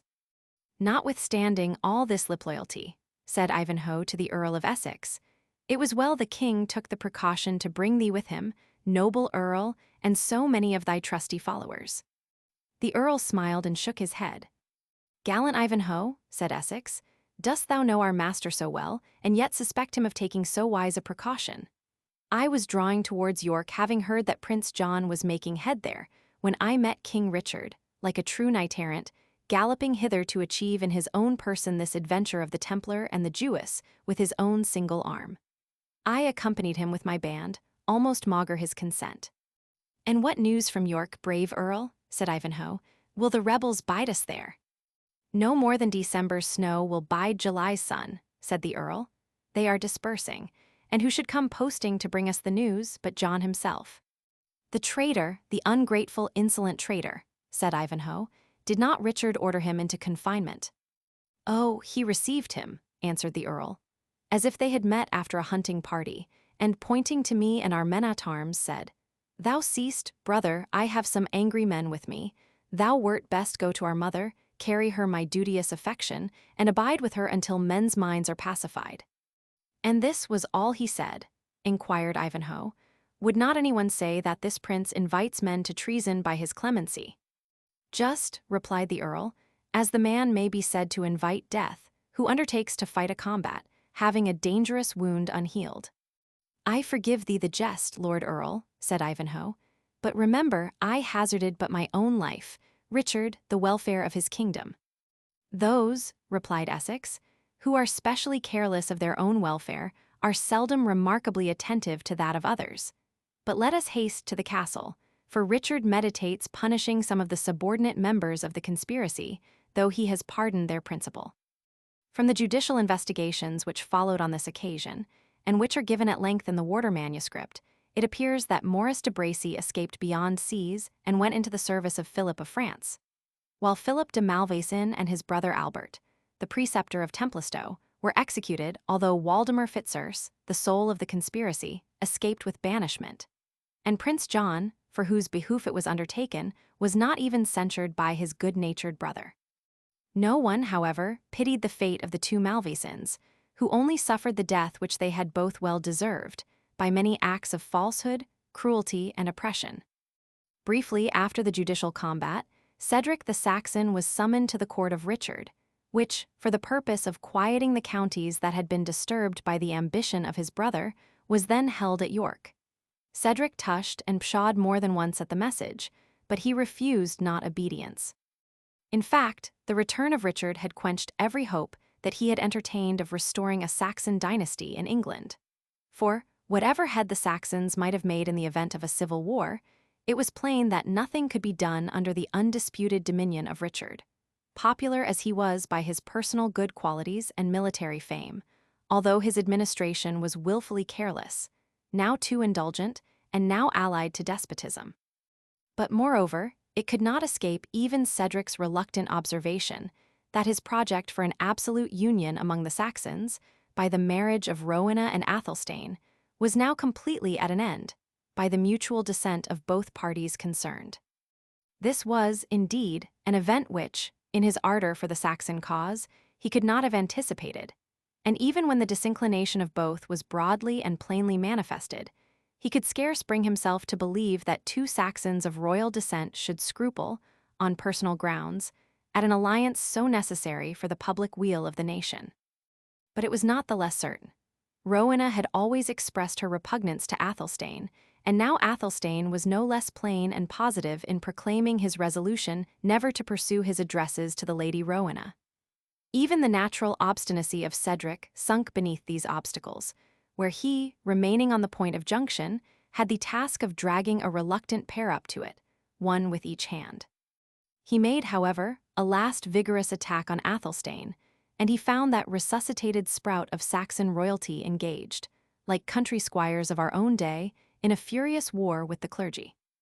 It seems that, after all his deadly menaces against the abbot of St. Edmund's, Athelstane's spirit of revenge, what between the natural indolent kindness of his own disposition, what through the prayers of his mother Edith, attached, like most ladies, of the period, to the clerical order, had terminated in his keeping the abbot and his monks in the dungeons of Königsberg for 3 days on a meager diet.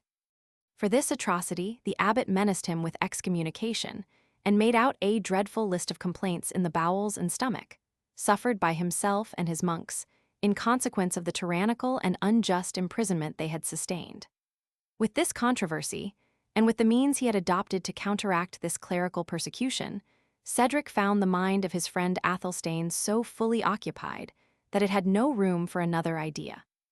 And when Rowena's name was mentioned, the noble Athelstane prayed leave to quaff a full goblet to her health, and that she might soon be the bride of his kinsman Wilfred. It was a desperate case, therefore.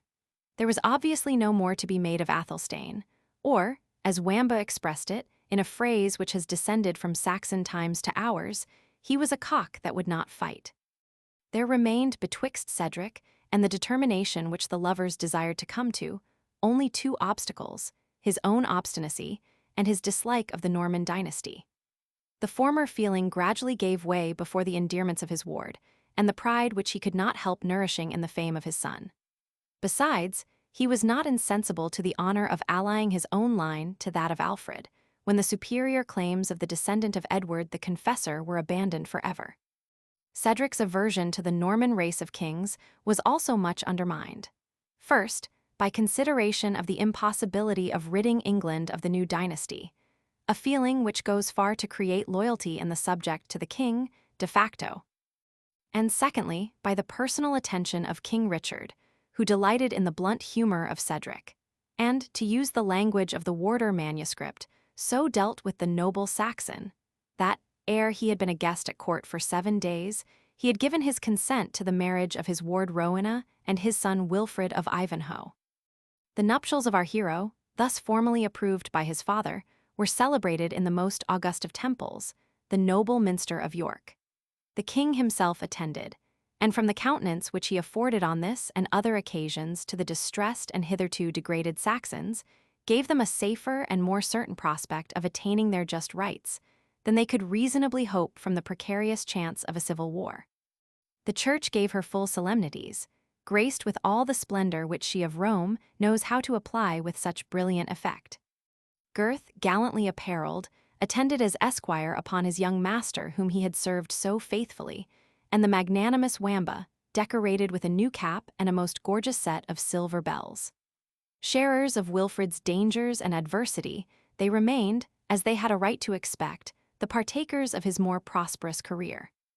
But besides this domestic retinue, these distinguished nuptials were celebrated by the attendance of the high-born Normans, as well as Saxons, joined with the universal jubilee of the lower orders, that marked the marriage of 2 individuals as a pledge of the future peace and harmony betwixt 2 races, which, since that period, have been so completely mingled that the distinction has become wholly invisible.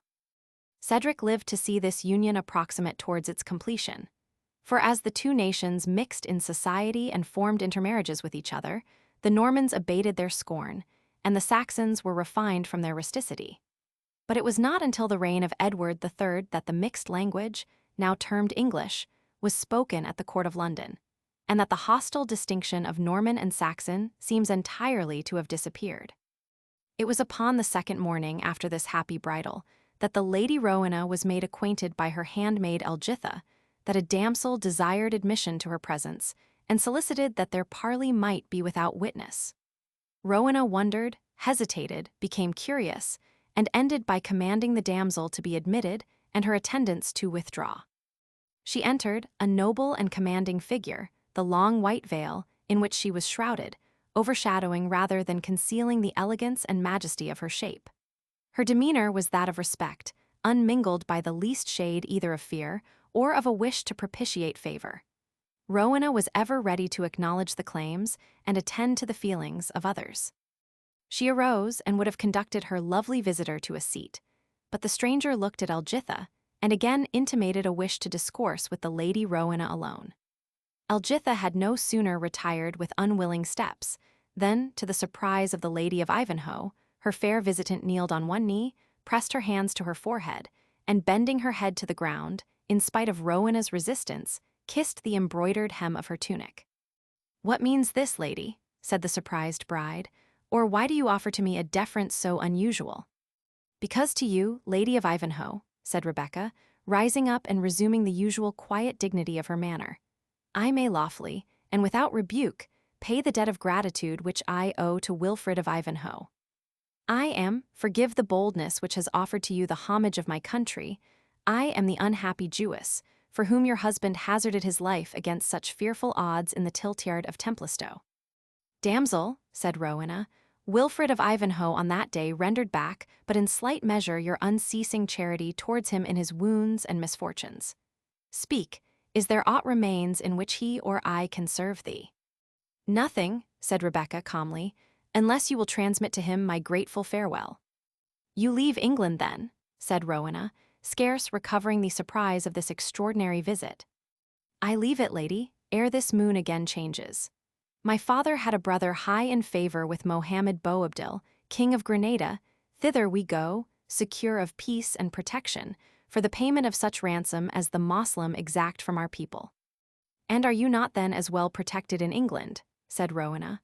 "My husband has favor with the king himself is just and generous."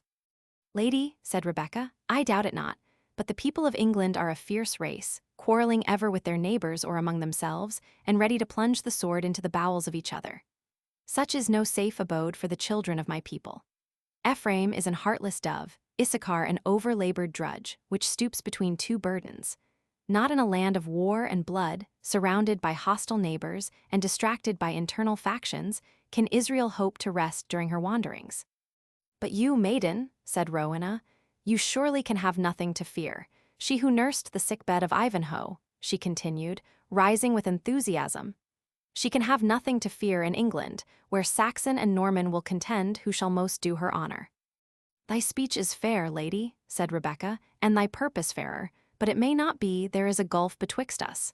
Our breeding, our faith, alike forbid either to pass over it. Farewell, yet ere I go indulge me one request. The bridal veil hangs over thy face, deign to raise it, and let me see the features of which fame speaks so highly. They are scarce worthy of being looked upon, said Rowena, but, expecting the same from my visitant, I remove the veil. She took it off accordingly, and partly from the consciousness of beauty, partly from bashfulness, she blushed so intensely that cheek, brow, neck, and bosom were suffused with crimson. Rebecca blushed also, but it was a momentary feeling, and, mastered by higher emotions, passed slowly from her features like the crimson cloud, which changes color when the sun sinks beneath the horizon. Lady, she said, the countenance you have deigned to show me will long dwell in my remembrance. There reigns in it gentleness and goodness, and if a tinge of the world's pride or vanities may mix with an expression so lovely, how should we chide that which is of earth for bearing some color of its original? Long, long will I remember your features, and bless God that I leave my noble deliverer united with. She stopped short, her eyes filled with tears. She hastily wiped them and answered to the anxious inquiries of Rowena, I am well, lady, well, but my heart swells when I think of Torquilstone and the lists of Templestowe. Farewell. One, the most trifling part of my duty, remains undischarged. Accept this casket, startle not at its contents. Rowena opened the small silver-chased casket and perceived a carcanet, or necklace, with ear jewels of diamonds, which were obviously of immense value. It is impossible, she said, tendering back the casket. I dare not accept a gift of such consequence. Yet keep it, lady, returned Rebecca. You have power, rank, command, influence. We have wealth, the source both of our strength and weakness. The value of these toys, 10 times multiplied, would not influence half so much as your slightest wish. To you, therefore, the gift is of little value, and to me, what I part with is of much less. Let me not think you deem so wretchedly ill of my nation as your commons believe. Think ye that I prize these sparkling fragments of stone above my liberty? Or that my father values them in comparison to the honor of his only child? Accept them, lady, to me they are valueless. I will never wear jewels more. You are then unhappy, said Rowena, struck with the manner in which Rebecca uttered the last words. Oh, remain with us. The counsel of holy men will wean you from your erring law, and I will be a sister to you. No, lady, answered Rebecca, the same calm melancholy reigning in her soft voice and beautiful features. That may not be. I may not change the faith of my fathers like a garment unsuited to the climate in which I seek to dwell, and unhappy, lady, I will not be. He, to whom I dedicate my future life, will be my comforter, if I do his will. Have you then convents, to one of which you mean to retire? Asked Rowena. No, lady, said the Jewess, but among our people, since the time of Abraham downwards, have been women who have devoted their thoughts to heaven, and their actions to works of kindness to men, tending the sick, feeding the hungry, and relieving the distressed. Among these will Rebecca be numbered. Say this to thy lord, should he chance to inquire after the fate of her whose life he saved. There was an involuntary tremor on Rebecca's voice, and a tenderness of accent, which perhaps betrayed more than she would willingly have expressed. She hastened to bid Rowena adieu. Farewell, she said. May he, who made both Jew and Christian, shower down on you his choicest blessings. The bark that waits us hence will be under way ere we can reach the port. She glided from the apartment, leaving Rowena surprised as if a vision had passed before her. The fair Saxon related the singular conference to her husband, on whose mind it made a deep impression. He lived long and happily with Rowena, for they were attached to each other by the bonds of early affection, and they loved each other the more, from the recollection of the obstacles which had impeded their union. Yet it would be inquiring too curiously to ask whether the recollection of Rebecca's beauty and magnanimity did not recur to his mind more frequently than the fair descendant of Alfred might altogether have approved. Ivanhoe distinguished himself in the service of Richard, and was graced with farther marks of the royal favor. He might have risen still higher, but for the premature death of the heroic Coeur de Lion before the castle of Chalais, near Limoges. With the life of a generous, but rash and romantic monarch, perished all the projects which his ambition and his generosity had formed, to whom may be applied, with a slight alteration, the lines composed by Johnson for Charles of Sweden. His fate was destined to a foreign strand, a petty fortress and an humble hand. He left the name at which the world grew pale, to point a moral or adorn a tale.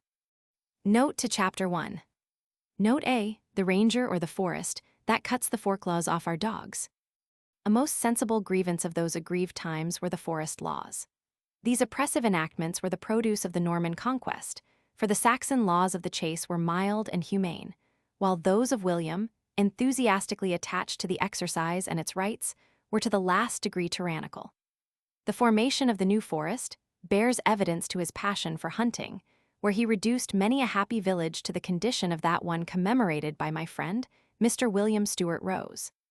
Amongst the ruins of the church the midnight raven found a perch, a melancholy place. The ruthless conqueror cast down, woe worth the deed, that little town to lengthen out his chase.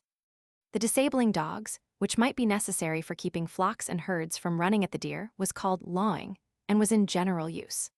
The charter of the forest, designed to lessen those evils, declares that inquisition or view for lawing dogs shall be made every 3rd year, and shall be then done by the view and testimony of lawful men, not otherwise, and they whose dogs shall be then found unlawed shall give 3 shillings for mercy, and for the future no man's ox shall be taken for lawing.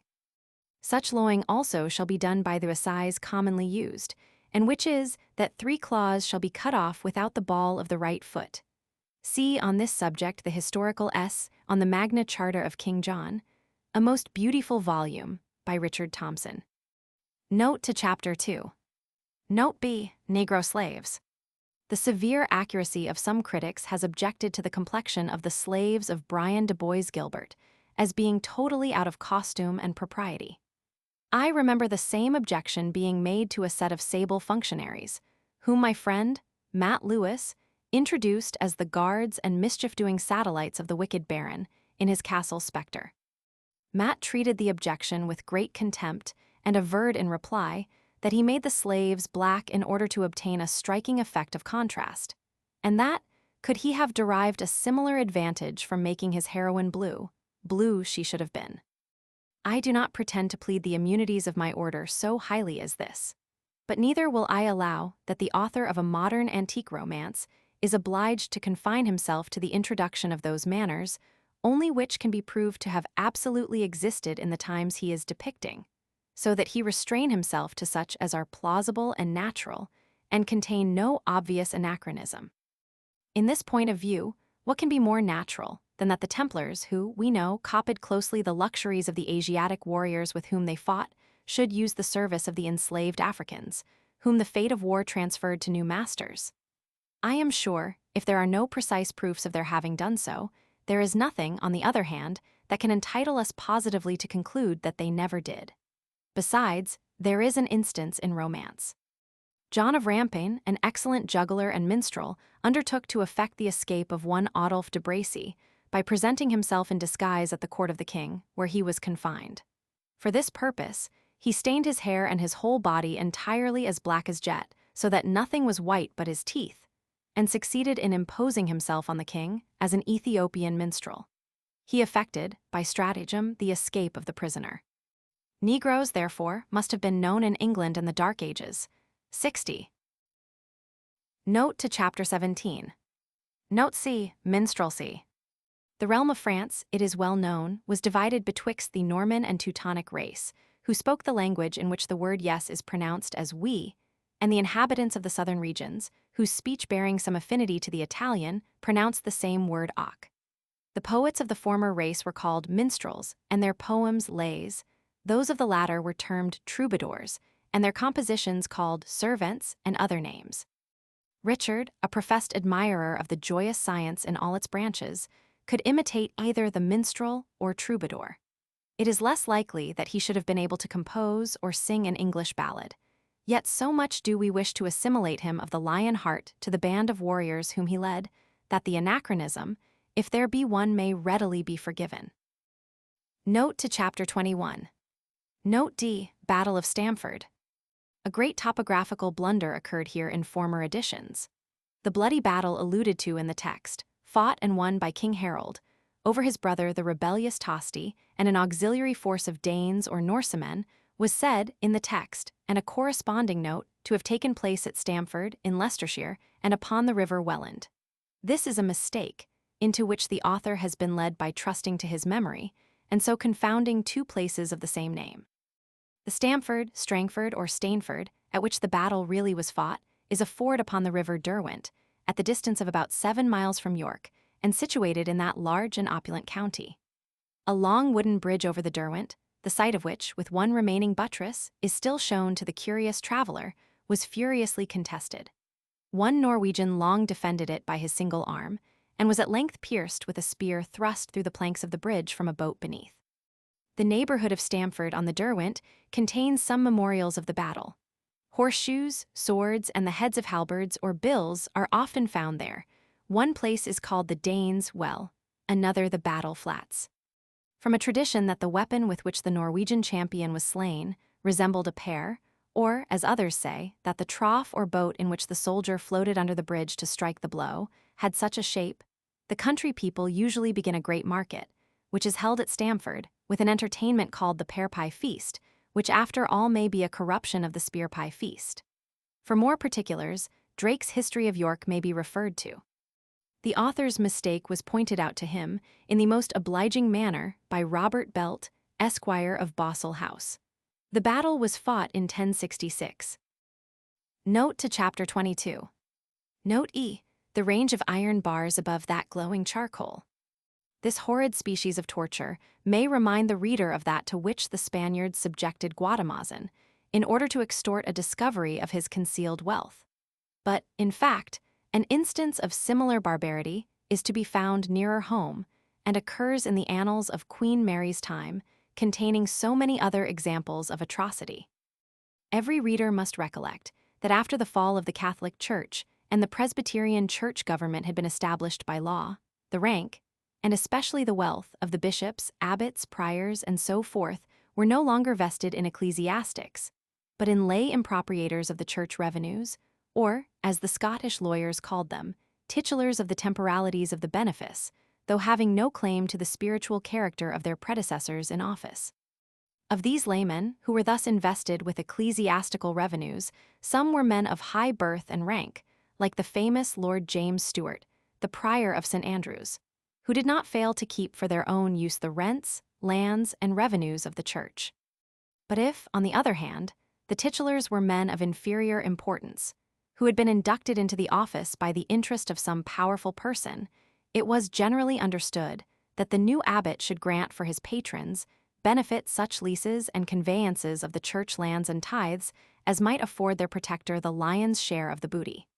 This was the origin of those who were wittily termed tulchion, 61. Bishops being a sort of imaginary prelate, whose image was set up to enable his patron and principal to plunder the benefice under his name.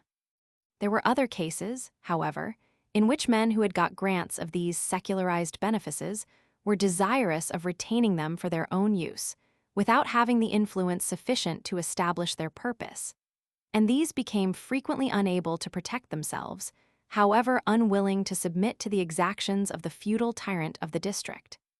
Bannatyne, secretary to John Knox, recounts a singular course of oppression practiced on one of those titulars abbots, by the Earl of Cassilis in Ayrshire, whose extent of feudal influence was so wide that he was usually termed the King of Carrick. We give the fact as it occurs in Bannatyne's journal, only premising that the journalist held his master's opinions, both with respect to the Earl of Cassilis as an opposer of the king's party, and as being a detester of the practice of granting church revenues to titulars, instead of their being devoted to pious uses, such as the support of the clergy, expense of schools, and the relief of the national poor. He mingles in the narrative, therefore, a well-deserved feeling of execration against the tyrant who employed the torture, which a tone of ridicule towards the patient, as if, after all, it had not been ill bestowed on such an equivocal and amphibious character as a titular abbot. He entitles his narrative, "The Earl of Cassilies, Tyranny Against a Quick, i.e. Living Man." Master Alan Stewart, friend to Captain James Stewart of Cardinal, by means of the Queen's corrupted court, obtained the abbey of Crossraguel. The said earl, thinking himself greater than any king in those quarters, determined to have that whole benefice, as he hath divers others, to pay at his pleasure. And because he could not find sick security as his insatiable appetite required, this shift was devised.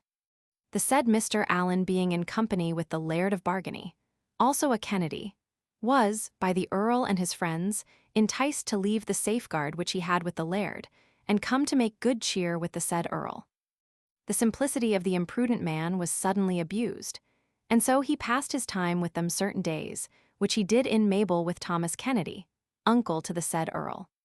After which, the said Mr. Allen passed, with quiet company, to visit the place and bounds of Crossraguel, of which the said earl, being surely advertised, determined to put in practice the tyranny which long before he had conceived.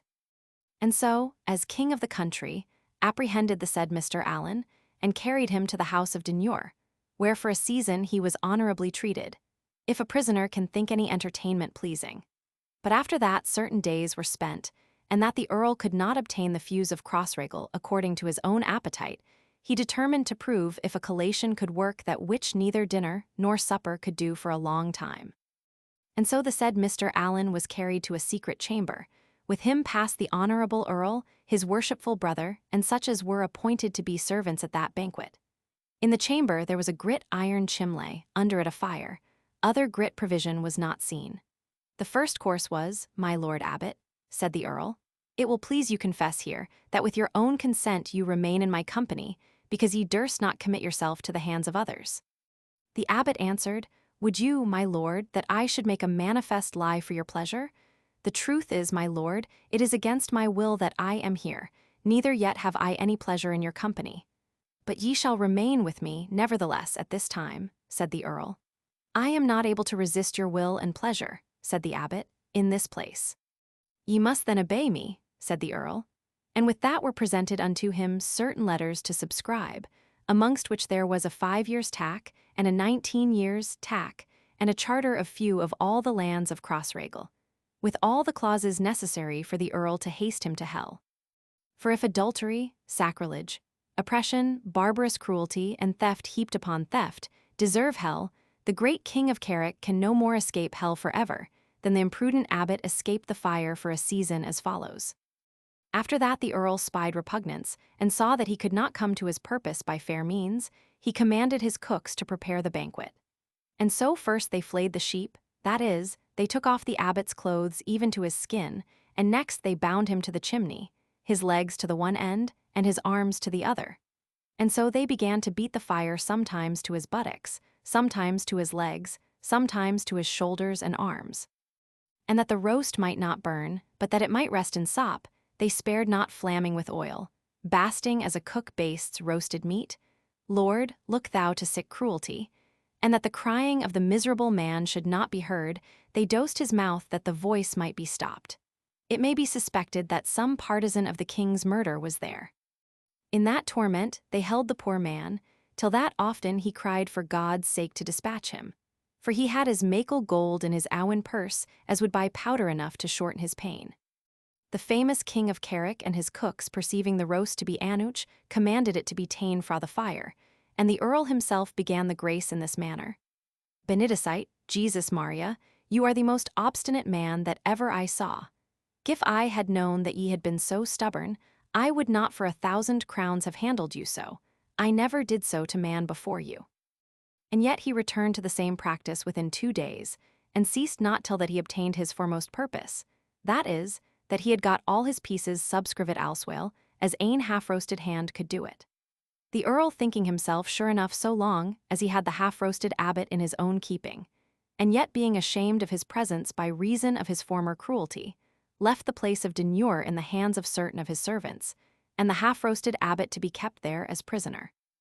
The Laird of Bargany, out of whose company the said abbot had been enticed, understanding, not the extremity, but the retaining of the man, sent to the court, and raised letters of deliverance of the person of the man according to the order, which being disobeyed, the said earl for his contempt was denounced rebel, and put to the horn. But yet hope was there none, neither to the afflicted to be delivered, neither yet to the purchaser of the letters to obtain any comfort thereby. For in that time God was despised, and the lawful authority was contemned in Scotland, in hope of the sudden return and regiment of that cruel murderer of her own husband, of whose lords the said earl was called one. And yet, oftener than once, he was solemnly sworn to the king and to his regent. The journalist then recites the complaint of the injured Alan Stewart, commendator of Crossraguel, to the regent and privy council, averring his having been carried, partly by flattery, partly by force, to the Black Vault of Dunure, a strong fortalice, built on a rock overhanging the Irish Channel, where to execute leases and conveyances of the whole churches and parsonages belonging to the Abbey of Crossraguel, which he utterly refused as an unreasonable demand. And the more so that he had already conveyed them to John Stewart of Cardona, by whose interest he had been made commendator. The complainant proceeds to state that he was, after many menaces, stripped, bound, and his limbs exposed to fire in the manner already described, till, compelled by excess of agony, he subscribed the charter and leases presented to him, of the contents of which he was totally ignorant. A few days afterwards, being again required to execute a ratification of these deeds before a notary and witnesses, and refusing to do so, he was once more subjected to the same torture, until his agony was so excessive that he exclaimed, "Fie on you! Why do you not strike your whingers into me, or blow me up with a barrel of powder, rather than torture me thus unmercifully?" Upon which the earl commanded Alexander Richard, one of his attendants, to stop the patient's mouth with a napkin, which was done accordingly. Thus he was once more compelled to submit to their tyranny. The petition concluded with stating that the earl, under pretense of the deeds thus iniquitously obtained, had taken possession of the whole place and living of Crossraguel, and enjoyed the profits thereof for 3 years. The doom of the regent and council shows singularly the total interruption of justice at this calamitous period, even in the most clamant cases of oppression. The council declined interference with the course of the ordinary justice of the county, which was completely under the said Earl of Cassely's control, and only enacted that he should forbear molestation of the unfortunate commendator, under the surety of £2,000 Scots. The earl was appointed also to keep the peace towards the celebrated George Buchanan, who had a pension out of the same abbacy, to a similar extent, and under the like penalty. The consequences are thus described by the journalist already quoted. The said Laird of Bargany, perceiving that the ordinary justice could neither help the oppressed, nor yet the afflicted, applied his mind to the next remedy, and in the end, by his servants, took the house of Dunure, where the poor abbot was kept prisoner. The brute flew fra Carrick to Galloway, and so suddenly assembled herd and hireman that pertained to the band of the Kennedys, and so within a few hours was the house of Dunure environed again. The master of Cassely's was the fracast and would not stay, but in his heat would lay fire to the dungeon, with no small boasting that all enemies within the house should die. He was required and admonished by those that were within to be more moderate, and not to hazard himself so foolishly. But no admonition would help, till that the wind of an hackbut blasted his shoulder, and then ceased he from further pursuit in fury. The Laird of Bargany had before purchased of the authorities letters charging all faithful subjects to the king's majesty to assist him against that cruel tyrant and mansworn traitor, the Earl of Cassely's, which letters, with his private writings, he published, and shortly found sick concurrence of Kyle and Cunningham with his other friends, that the Carrick company drew back fra the house. And so the other approached, furnished the house with more men, delivered the said Mr. Allen, and carried him to Ayr, where, publicly at the market cross of the said town, he declared how cruelly he was entreated, and how the murdered king suffered not sick torment as he did, excepting only he escaped the death.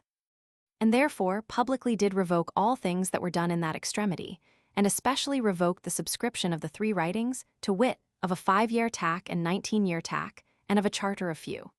And so the house remained and remains, till this day, the 7th of February, 1571, in the custody of the said Laird of Bargany and of his servants. And so cruelty was disappointed of profit present, and shall be eternally punished, unless he earnestly repent.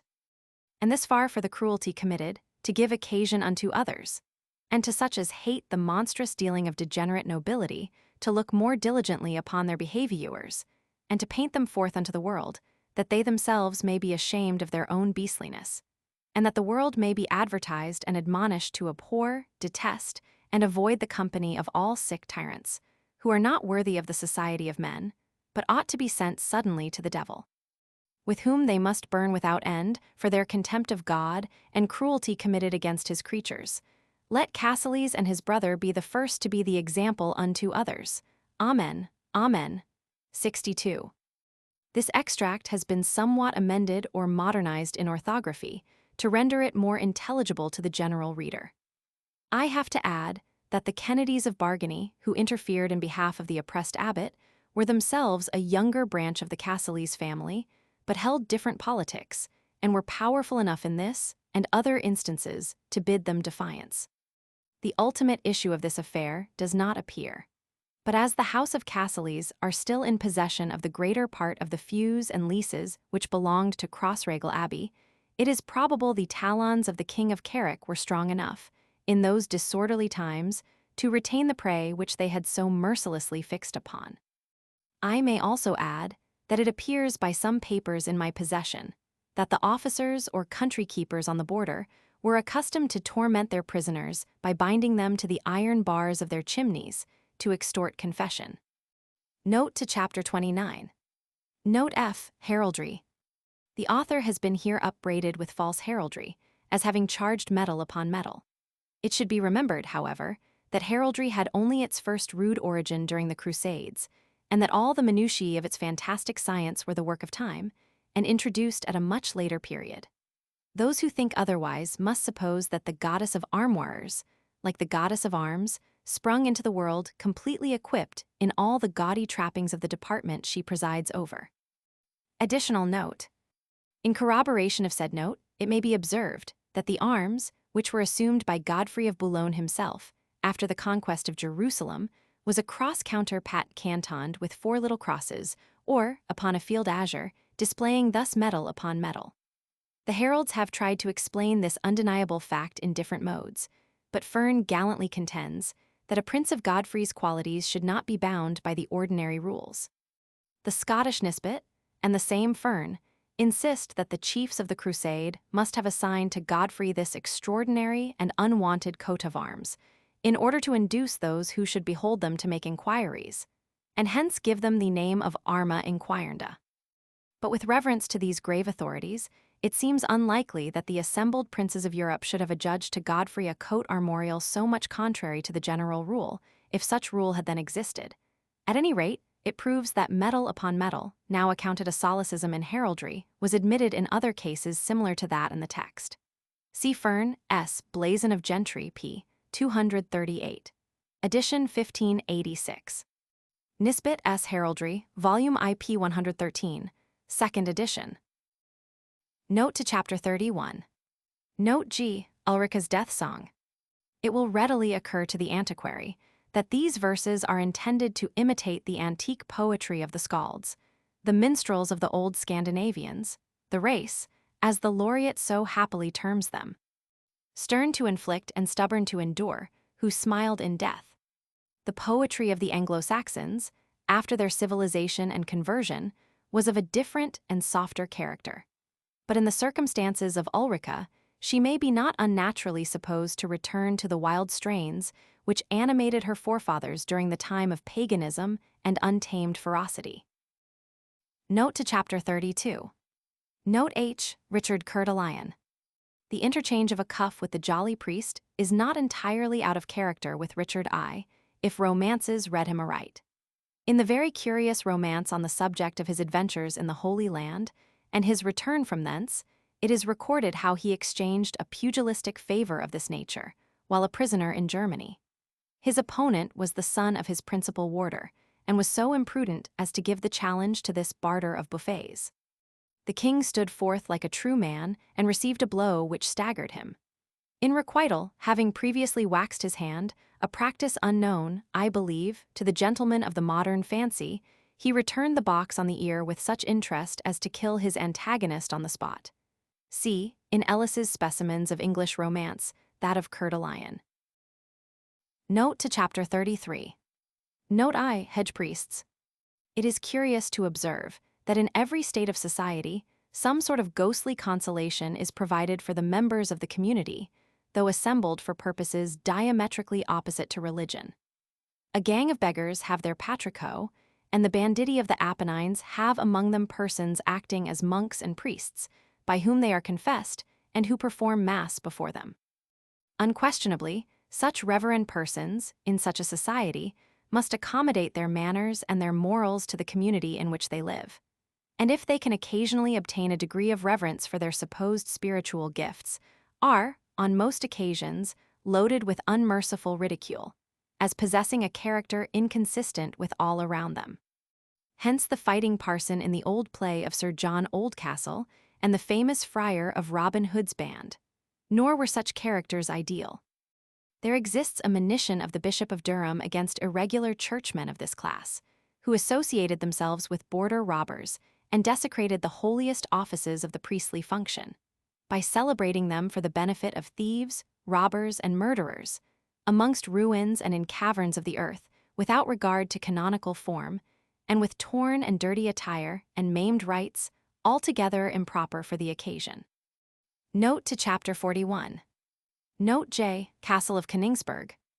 When I last saw this interesting ruin of ancient days, one of the very few remaining examples of Saxon fortification, I was strongly impressed with the desire of tracing out a sort of theory on the subject, which, from some recent acquaintance with the architecture of the ancient Scandinavians, seemed to me peculiarly interesting. I was, however, obliged by circumstances to proceed on my journey without leisure to take more than a transient view of Königsberg. Yet the idea dwells so strongly in my mind that I feel considerably tempted to write a page or two in detailing at least the outline of my hypothesis, leaving better antiquaries to correct or refute conclusions which are perhaps too hastily drawn. Those who have visited the Zetland Islands are familiar with the description of castles called by the inhabitants burgs and by the Highlanders, for they are also to be found both in the Western Isles and on the mainland, duns. Pennant has engraved a view of the famous Dundornadilla in Glenelg, and there are many others, all of them built after a peculiar mode of architecture, which argues a people in the most primitive state of society. The most perfect specimen is that upon the island of Mousa, near to the mainland of Zetland, which is probably in the same state as when inhabited. It is a single round tower, the wall curving in slightly, and then turning outward again in the form of a dice box, so that the defenders on the top might the better protect the base. It is formed of rough stones, selected with care, and laid in courses or circles, with much compactness, but without cement of any kind. The tower has never, to appearance, had roofing of any sort. A fire was made in the center of the space which it encloses, and originally the building was probably little more than a wall drawn as a sort of screen around the great council fire of the tribe. But, although the means or ingenuity of the builders did not extend so far as to provide a roof, they supplied the want by constructing apartments in the interior of the walls of the tower itself. The circumvallation formed a double enclosure, the inner side of which was, in fact, 2 feet or 3 feet distant from the other, and connected by a concentric range of long flat stones, thus forming a series of concentric rings or stories of various heights, rising to the top of the tower. Each of these stories or galleries has 4 windows, facing directly to the points of the compass and rising of course regularly above each other. These 4 perpendicular ranges of windows admitted air, and, the fire being kindled, heat, or smoke at least, to each of the galleries. The access from gallery to gallery is equally primitive. A path, on the principle of an inclined plane, turns round and round the building like a screw, and gives access to the different stories, intersecting each of them in its turn, and thus gradually rising to the top of the wall of the tower. On the outside there are no windows, and I may add that an enclosure of a square, or sometimes a round form, gave the inhabitants of the burg an opportunity to secure any sheep or cattle which they might possess. Such is the general architecture of that very early period when the Northmen swept the seas and brought to their rude houses, such as I have described them, the plunder of polished nations. In Zetland there are several scores of these burgs, occupying in every case capes, headlands, islets, and similar places of advantage singularly well chosen. I remember the remains of one upon an island in a small lake near Lerwick, which at high tide communicates with the sea, the access to which is very ingenious, by means of a causeway or dike, about 3 or 4 inches under the surface of the water. This causeway makes a sharp angle in its approach to the burg. The inhabitants, doubtless, were well acquainted with this, but strangers, who might approach in a hostile manner and were ignorant of the curve of the causeway, would probably plunge into the lake, which is 6 or 7 feet in depth at the least. This must have been the device of some vauban or cohorn of those early times.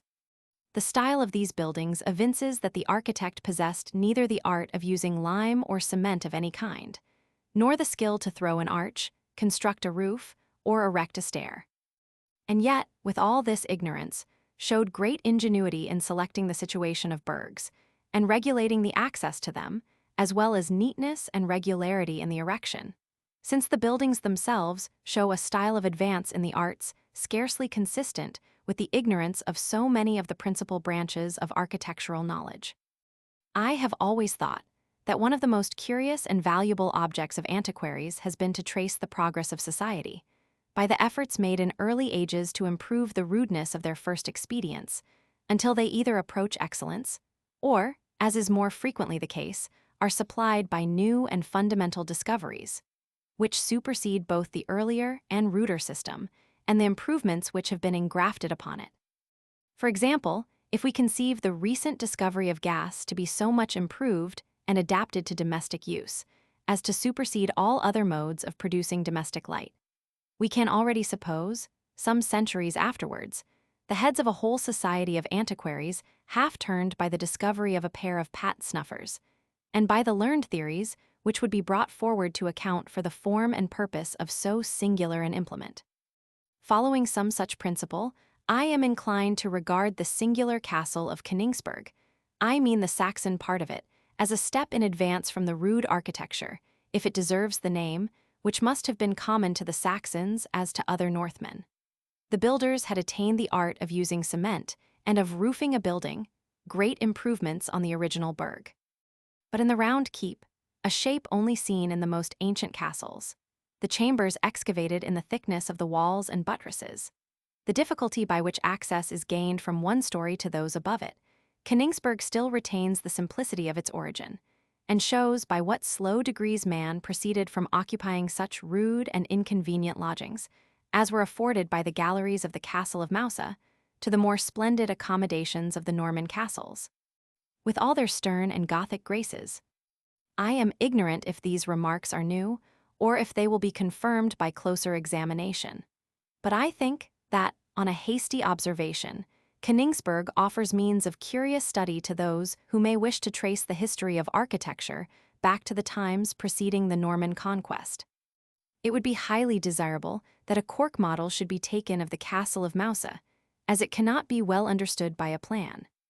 The Castle of Königsberg is thus described.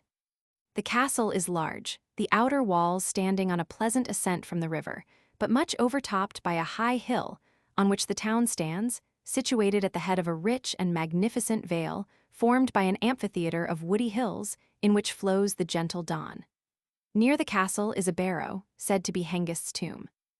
The entrance is flanked to the left by a round tower, with a sloping base, and there are several similar in the outer wall. The entrance has piers of a gate, and on the east side the ditch and bank are double and very steep. On the top of the churchyard wall is a tombstone, on which are cut in high relief 2 ravens or such-like birds. On the south side of the churchyard lies an ancient stone, ridged like a coffin, on which is carved a man on horseback, and another man with a shield encountering a vast winged serpent and a man bearing a shield behind him. It was probably one of the rude crosses not uncommon in churchyards in this county. See it engraved on the plate of crosses for this volume, plate 14. Fig. 1. The name of Königsberg, by which this castle goes in the old editions of the Britannia, would lead one to suppose it the residence of the Saxon kings. It afterwards belonged to King Harold. The conqueror bestowed it on William de Warenne, with all its privileges and jurisdiction, which are said to have extended over 28 towns. At the corner of the area, which is of an irregular form, stands the great tower, or keep, placed on a small hill of its own dimensions, on which lies 6 vast projecting buttresses, ascending in a steep direction to prop and support the building, and continued upwards up the side as turrets. The tower within forms a complete circle, 21 feet in diameter, the walls 14 feet thick. The ascent into the tower is by an exceeding deep flight of steep steps, 4.5 feet wide, on the south side leading to a low doorway, over which is a circular arch crossed by a great transom stone. Within this door is the staircase which ascends straight through the thickness of the wall, not communicating with the room on the first floor, in whose center is the opening to the dungeon. Neither of these lower rooms is lighted except from a hole in the floor of the 3rd story, the room in which, as well as in that above it, is finished with compact smooth stonework, both having chimney pieces, with an arch resting on triple clustered pillars. In the 3rd story, or guard chamber, is a small recess with a loophole, probably a bedchamber, and in that floor above a niche for a saint or holy water pot. Mr. King imagines this a Saxon castle of the first ages of the Heptarchy. Mr. Watson thus describes it. From the 1st floor to the 2nd story, 3rd from the ground, is a way by a stair in the wall 5 feet wide. The next staircase is approached by a ladder and ends at the 4th story from the ground. 2 yards from the door, at the head of the stair, is an opening nearly east, accessible by treading on the ledge of the wall, which diminishes 8 inches each story. And this last opening leads into a room or chapel 10 feet by 12, and 15 or 16 high, arched with freestone, and supported by small circular columns of the same, the capitals and arches Saxon. It has an east window, and on each side in the wall, about 4 feet from the ground, a stone basin with a hole and iron pipe to convey the water into or through the wall. This chapel is one of the buttresses, but no sign of it without, for even the window, though large within, is only a long narrow loophole, scarcely to be seen without. On the left side of this chapel is a small oratory, 8 by 6 in the thickness of the wall, with a niche in the wall, and enlightened by a like loophole. The 4th stair from the ground, 10 feet west from the chapel door, leads to the top of the tower through the thickness of the wall, which at top is but 3 yards. Each story is about 15 feet high, so that the tower will be 75 feet from the ground. The inside forms a circle, whose diameter may be about 12 feet. The well at the bottom of the dungeon is piled with stones. Goes, edition of Camden's Britannia. 2nd edition, volume Roman 3. p. 267.